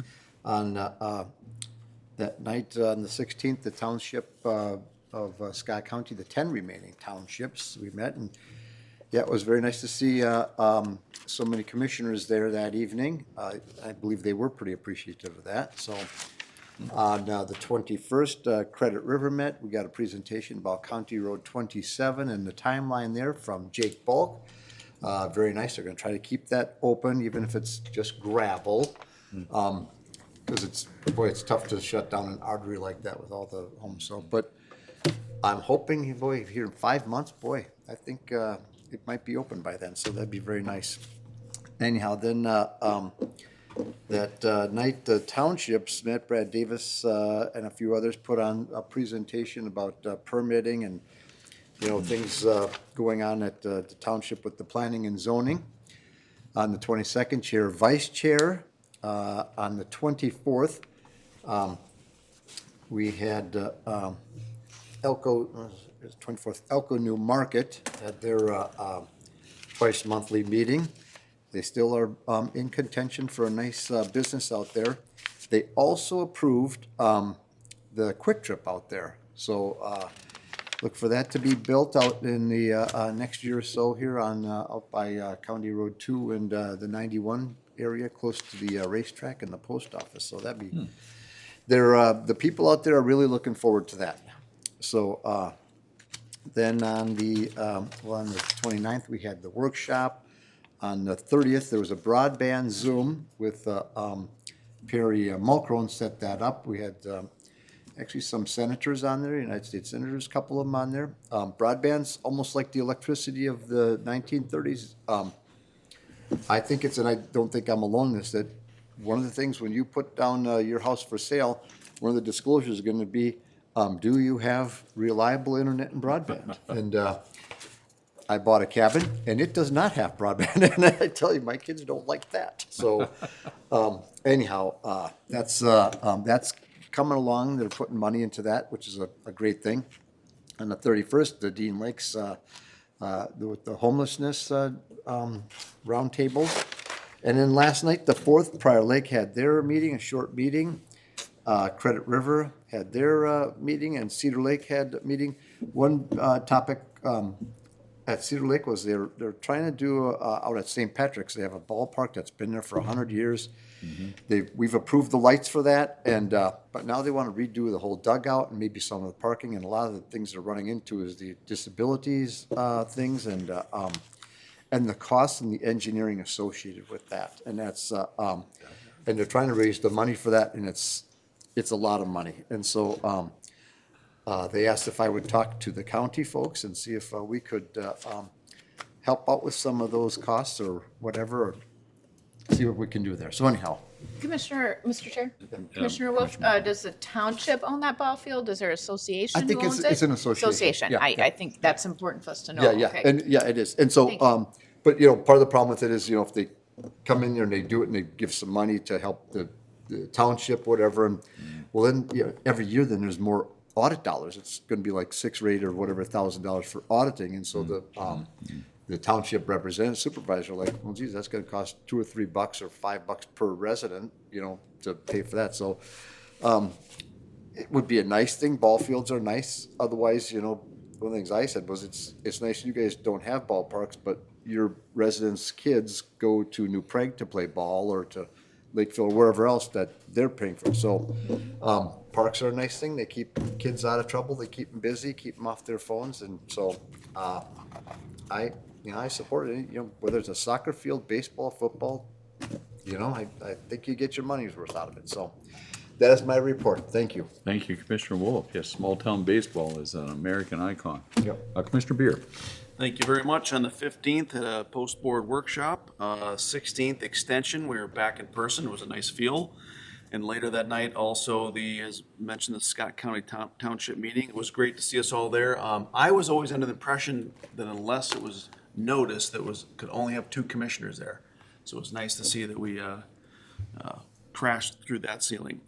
On the 21st, Prior Lake City Council, I guess the noteworthy item there is Nuvera did a presentation in their workshop setting in Prior Lake. Nuvera saying we're going to make Prior Lake a gig city, talking about broadband and internet. Also, Nuvera is working on expanding their footprint beyond their, I forget what their, was it the LEC or whatever it is, the old phone company boundaries. They can expand if they're only providing broadband. So there are areas, some new developments in just beyond Prior Lake and Shakopee that they're also looking at expanding. So that's kind of a big deal. Mr. Chair, Commissioner Wolf, Beer, yeah. I was not able to attend that, but what are the costs going to be on that? Did they give that or for that broadband? It was very broad-based broadband discussion. They had mentioned that they were talking with us, which I wasn't aware, so I had kind of emailed Leslie, are they? And there is not conversations with us, but they're getting grants from the feds and other areas. So, because to your point, broadband is a big deal. It's not kind of a need to have or want to have. It is more of a need to have. Because out in the townships, we have $50 a month, and I see T-Mobile's offering like a $50 a month. Yep. And I look at my broadband on my bill, it's like $100 and some bucks a month. It's like, I know, I hear you.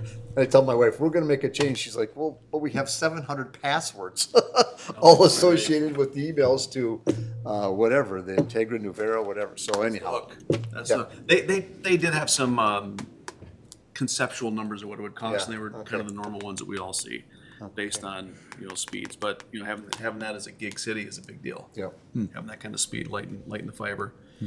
On the 23rd, Mosquito Control Board. 24th, Fish. 29th, our workshop that we were all at. 31st, the Faith Conversation around Housing Roundtable was a first of many community conversations that I believe will have legs, that will lead to some sort of solutions that involves the community, not just the government. So that gives me a lot of hope.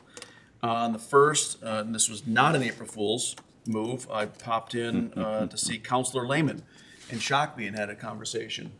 And hopefully we'll be having coffee with Counselor Brennan shortly as well, as we try to build and maintain relationships Good deal. within our jurisdiction. So, as you might imagine, he had a lot to say. He did say he was mentioning or passing some things on. Was he at Scale Exec or was gonna? Yeah. So he had some mentioned he had some ideas that he had passed on to Scale Exec. I said, awesome, way to be a part of Scale. That concludes my report. Thank you, Commissioner Beer. Commissioner Ulrich. On the 16th tab, they talked about mobility hubs, and I think if you'd imagine sidewalk and bike and light rail and buses all in one location kind of connecting, that's a mobility hub. And I think when they flesh that out, I'm going to ask you to be my alternate to attend that. Anyhow, kidding, sort of. Give me a couple days advance notice so I can schedule a root canal or something, okay? 17th, the Live, Learn, Earn, and I already talked about ideas and moving forward, you know, maybe some dynamics that have to be figured out, and they're working on it, so. All right. 21st, Scale Service Delivery Committee, that one of the things they're talking quite a bit about is fencing in case there's an event where you might call it a riot or something, where you need some fencing to keep like a law enforcement facility safe, or and it's pretty complex, expensive program because you got to get the fencing there quick. It's not easy to transport, and it's costly, and storage is costly, and originally they said it was just for police departments and not a government center. So I thought, well, that seems like a non-starter. I mean, if it's just police departments, but anyhow, they're working through that. Later that day, Fish Executive Committee, Gene Kubish is retiring, and so Fish is already thinking about hiring a person to be partly replacing what Gene is doing, and then doing more things. There's just one, when Gene retires, there'll be just one staff, and they're gonna go to have two staff with Fish. They've been talking about that for some time now that Gene is retiring. It actually puts more urgency on that. 24th, a meeting with the Savage mayor and administrators. 28th, the community outreach staff meeting. I met with those are two great folks there, and Mark and Marlene, and I got to know them a little bit. It was a nice meeting. RTF meeting later that same day. Mike Breeze is retiring, so we're going to have a study of training centers and what's in the area, what's our competition, what do we need to be doing to be competitive, also refining the job description, how to move forward, basically. 29th committee, county board workshop, 30th MBTA board meeting, 31st, the conversation with the faith leaders, and I'm glad you said one of many future meetings, because it was a great meeting, and if that was it though, you know, just let it lie there, you know, that would be unfortunate. So we have to figure out what's next. And one thing that came from my table strongly from the faith community is the idea of adopting things. I said the county's good at maybe buying a house, transitional house for the homeless. They don't want to maintain it. They want to get a nonprofit, and they want the community to sort of adopt it and help whatever that is, whatever shape that program takes. So, and they were all over that. They said that's the kind of thing we would like to do, is adopt these homes, or whatever effort we would do with homelessness. April 1st, that was the first meeting for Tom Coughlin and Kurt and Lisa Quinn and their new leadership. We discussed having a few hybrid meetings going forward in the future. Instead of always offering hybrid, we want to get people back attending and build relationships, and you know, that partnering and the COVID and the hybrid or remote has hurt us. But then there are also people that have never attended or never could attend, that we should keep offering hybrid occasionally, whether it's quarterly or something like it. We had a conversation about that. That's the end of my report. Oh, by the way, I did get an idea this morning. You probably want to hear an update on the pineapple fundraiser. I'm hanging on by my white knuckles. You know, we've been way behind on the no side of the question, no pineapple on pizza. Now I looked this morning, it's 51.49. We're just a couple points behind. But I do have a suggestion for the pineapple lovers on that side. Sure. A new idea, pineapple and tick pizza. Roasted ticks. That's into my report. Can I ask? I'm glad it so, is. Mr. Chair, Commissioner, where would somebody like vote on that and donate to that? Well, it's on Facebook, Okay. and it's on the fish website, fishpartnernetwork.org. And, you can vote just to keep it competitive, even though you might like pepperoni or pineapple on your pizza. You could vote from my side just to keep it competitive, to keep the spur the other side on. I have yet to vote, and I will vote on the right side when I vote. Okay. And what's that? All right. Yeah, pineapple growers are people too. They need to eat. Okay, the chair's report on the 16th, the township meeting, and Commissioner Brecky, thank you for being the farm kid that stood in front of us townies, and so we didn't have to talk. Obviously, they think very highly of you, and it made our job pretty easy just to stand there and show our faces. But it was good to be there, seriously, and just break bread with our township folks. I think they did bring cookies to go with the coffee, which astonished me. All those old people drinking coffee at that late hour of the night was, I don't know how they do it, but there you go. The 17th, I did have breakfast with the mayor of Jordan to talk a little bit about some of the concerns with the 282 project and a concept called value engineering that was not clearly understood. I think that between Commissioner Brecky and I, we shed some light there and did good work. Working with them. On the 21st also, the Scale Exec Committee meeting, I was able to attend most of that meeting. Commissioner Ulrich did touch on the high point, which was that security fencing. So don't be surprised if that comes up again for discussion here within the year. The 21st, I also attended the Transportation Alliance board meeting where they talked about what's going on at the legislature. As if anybody really knows right now, it's a little too early in the game because we're just now at deadlines and omnibus bills being put together. Next week will be a little more clear when they're on Easter Passover break. The 22nd, Commissioner Wolf and I had the chair-vice chair meeting.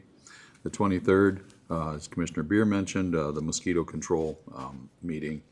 The 24th, I was privileged to meet with Mark and Marlene, also, as Commissioner Ulrich mentioned, and with Chris Harder, and talked a little bit about our community outreach program, particularly in how to inspire more volunteer organizations to step in and help. 28th, breakfast with Senator Pratt, talk a little bit about our bonding request and again, the lay of the land at the legislature and how the bonding bill might fit into a picture that could come together there. I had lunch with a new commissioner from Carver County that day, Commissioner John Fahey. It was good to connect with him. He, the new commissioner in Carver, but works in Shakopee and has a lot of family and connections here in Scott County. It was a good meeting. The 29th, of course, the workshop that was mentioned. The 30th, I had coffee with Mayor Bill Mars from Shakopee. That was a good meeting too, just to talk elected official to elected official, chairman to mayor, about some of our areas of mutual interest, concern, and relationships. On the 1st, was invited to coffee with the SMSC leadership.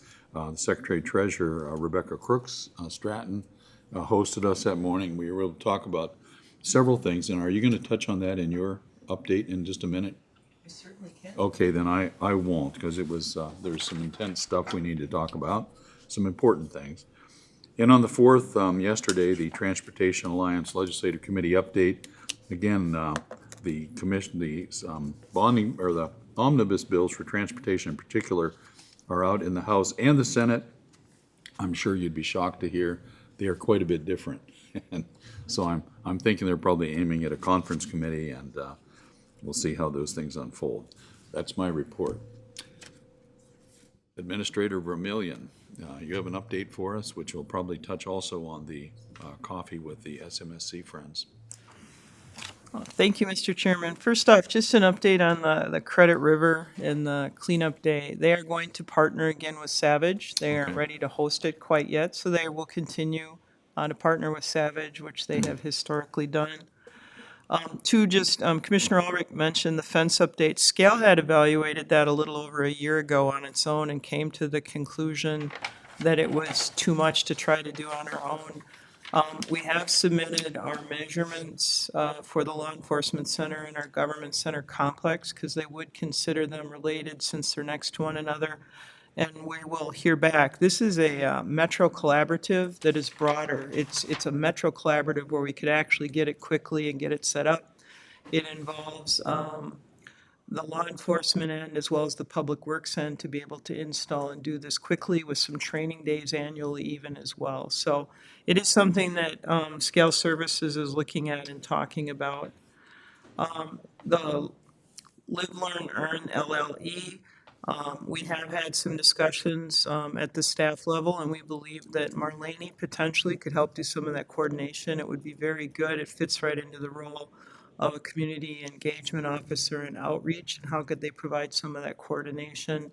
And then looking to Commissioner Ulrich's point, then specifically within some of the technical areas, how do we support then those specific pillars of LLE?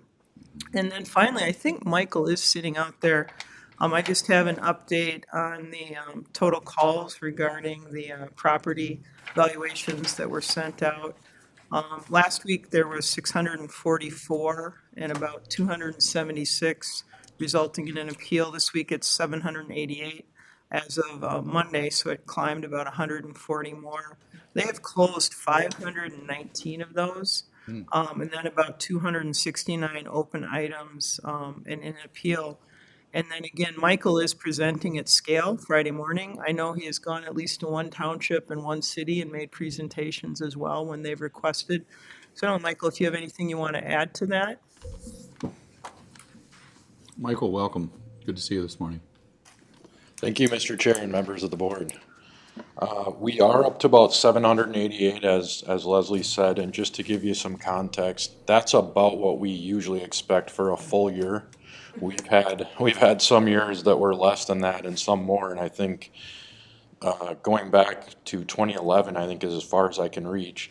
The record is about 1,200, and that was in 2017.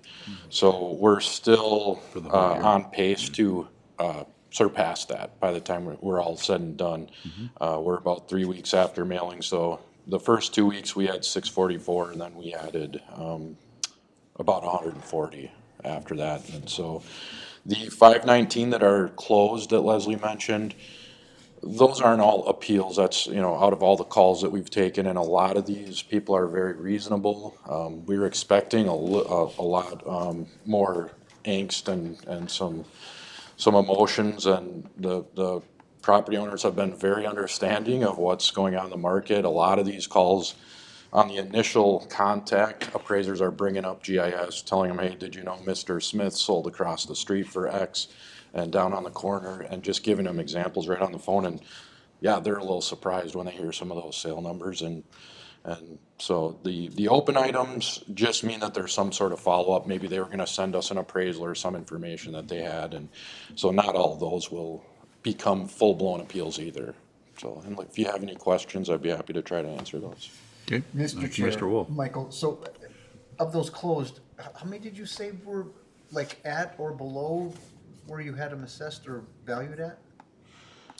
So the closed, that does not mean we made a change necessarily, and we can report on some of the appeal results further down the road. So right now, we have made some changes, I know that, we've changed some values.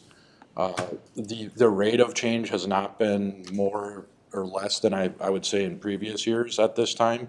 But a lot of the resolutions come in this next month and a half where we're closing those out. Right now, we've been trying to get back to everyone as quickly as possible, scheduling appointments weeks out so that we can stay on those phones and just answer those initial calls. So most of the appeal resolutions will be forthcoming. And when we're all said and done, we're happy to, report on what that percentage of properties that did appeal that received changes. Okay. Good. And also, somebody called in from Credit River. They said that our goal is like 25% or 75% of the value last year, or that's where they were at, and that's why there was such a big jump. Is there something to that, or do you know where that came from? It sounds like the median ratio that I reported in my Yeah. presentation, when I give you that slide where Yeah. we leave off at 95%, usually always, we're right around there after we make our changes. And then the sales come in subsequent, and a lot of those ratios were at 75%. So I'm guessing that's where that number came from. And so that requires an X amount of percent increase to bring us back up to that 95. Okay, Got it. thank you, Michael. Thank you. Leslie? Yeah, we had our first in-person new employee orientation yesterday since COVID started, and it was really nice to be in person. And it was, we talked about valuations even there, because just the misunderstanding that we're not a mill rate state, just because the value goes up, it isn't an automatic increase. So it was actually a pretty good discussion. I know Danny had it with them then again as well as part of their discussion. So hopefully there's 6 more people that can talk about it in the right manner out there. The other thing we have to coordinate with the chair and the vice chair is to get back to having them come and meeting you before an upcoming board meeting. I think that the young gentleman that was actually new to the jail yesterday in corrections talked about just having that half hour with the sheriff and being able to talk about his vision and the support to make decisions and standing behind it. It was really encouraging just to be in person again, so it was good. And I think they value that time when they get to chat with the board as well. So Commissioner Beard and I did have a meeting with the SMSC on Friday.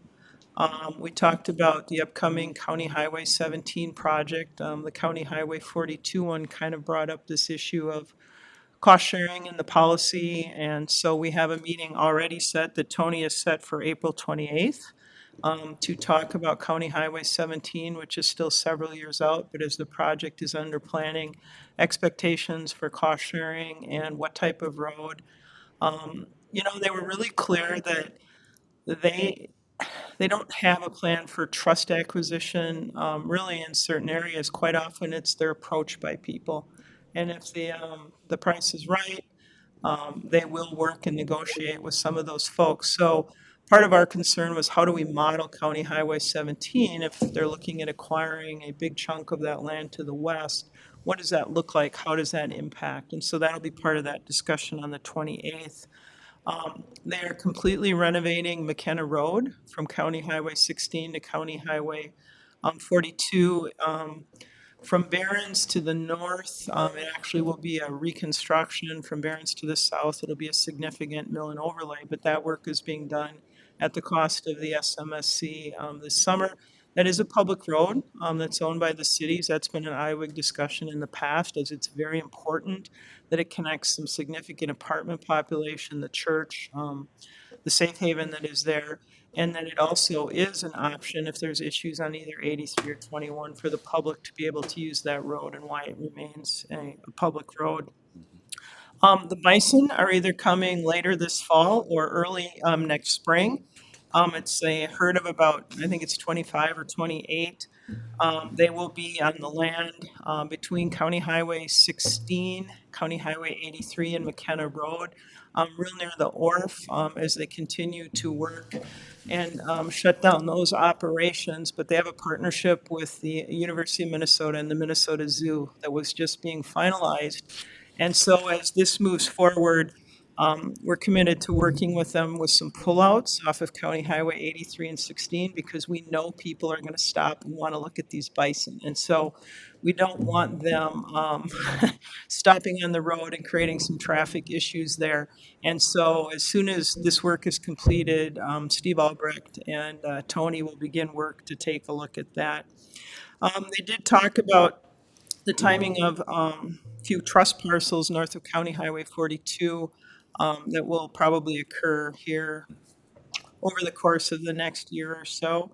That was their other thing they updated us on. So it was a very good meeting, very good discussion. Quite a bit of topics that we talked about. Yeah, it was, and, yeah. Glad we were there. Just keep the lines of communication open, and talk about some things that really impact our planning in the future going forward, so. Anything else for the good of the cause before I turn to Jeannie and ask if we are in any kind of trouble where we need to close the meeting? Mr. Chair, Commissioners, no need to meet today. There we go. It's another good day in Scott County. Motion to adjourn. Hold on just a sec before I'll entertain that motion. The 19th is coming. I'm going to be out of town. Leslie, my thought is, because we're going to have some discussion that day, I can participate legally and vote via Zoom, but running that meeting might be a challenge. So I'm thinking about asking the Vice Chair, Commissioner Wolf, if he would run the meeting that day and I can participate then. Yeah, via Zoom. Will that work?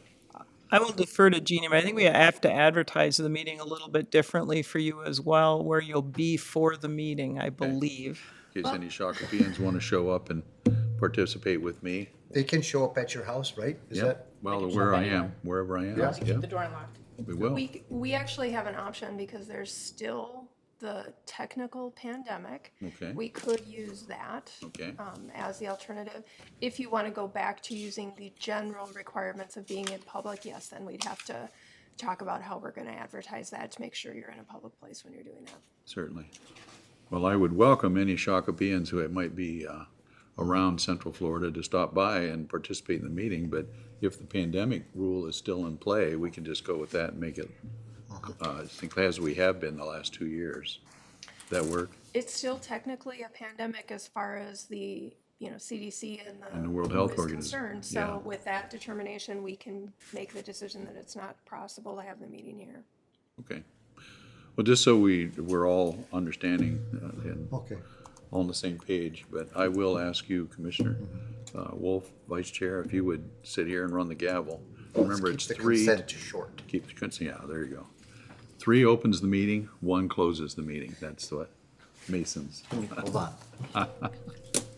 I'm sorry, that's an inside joke that's aimed at Commissioner Brecky. Now I'll entertain, you heard Motion to adjourn again. I'll do a second on that. the motion in a second. Further discussion? I don't hear any. Let's vote. All in favor, say aye. Aye. Opposed? We are adjourned. And that's how that's done. And I have a tab Zoom meeting in 1 minute.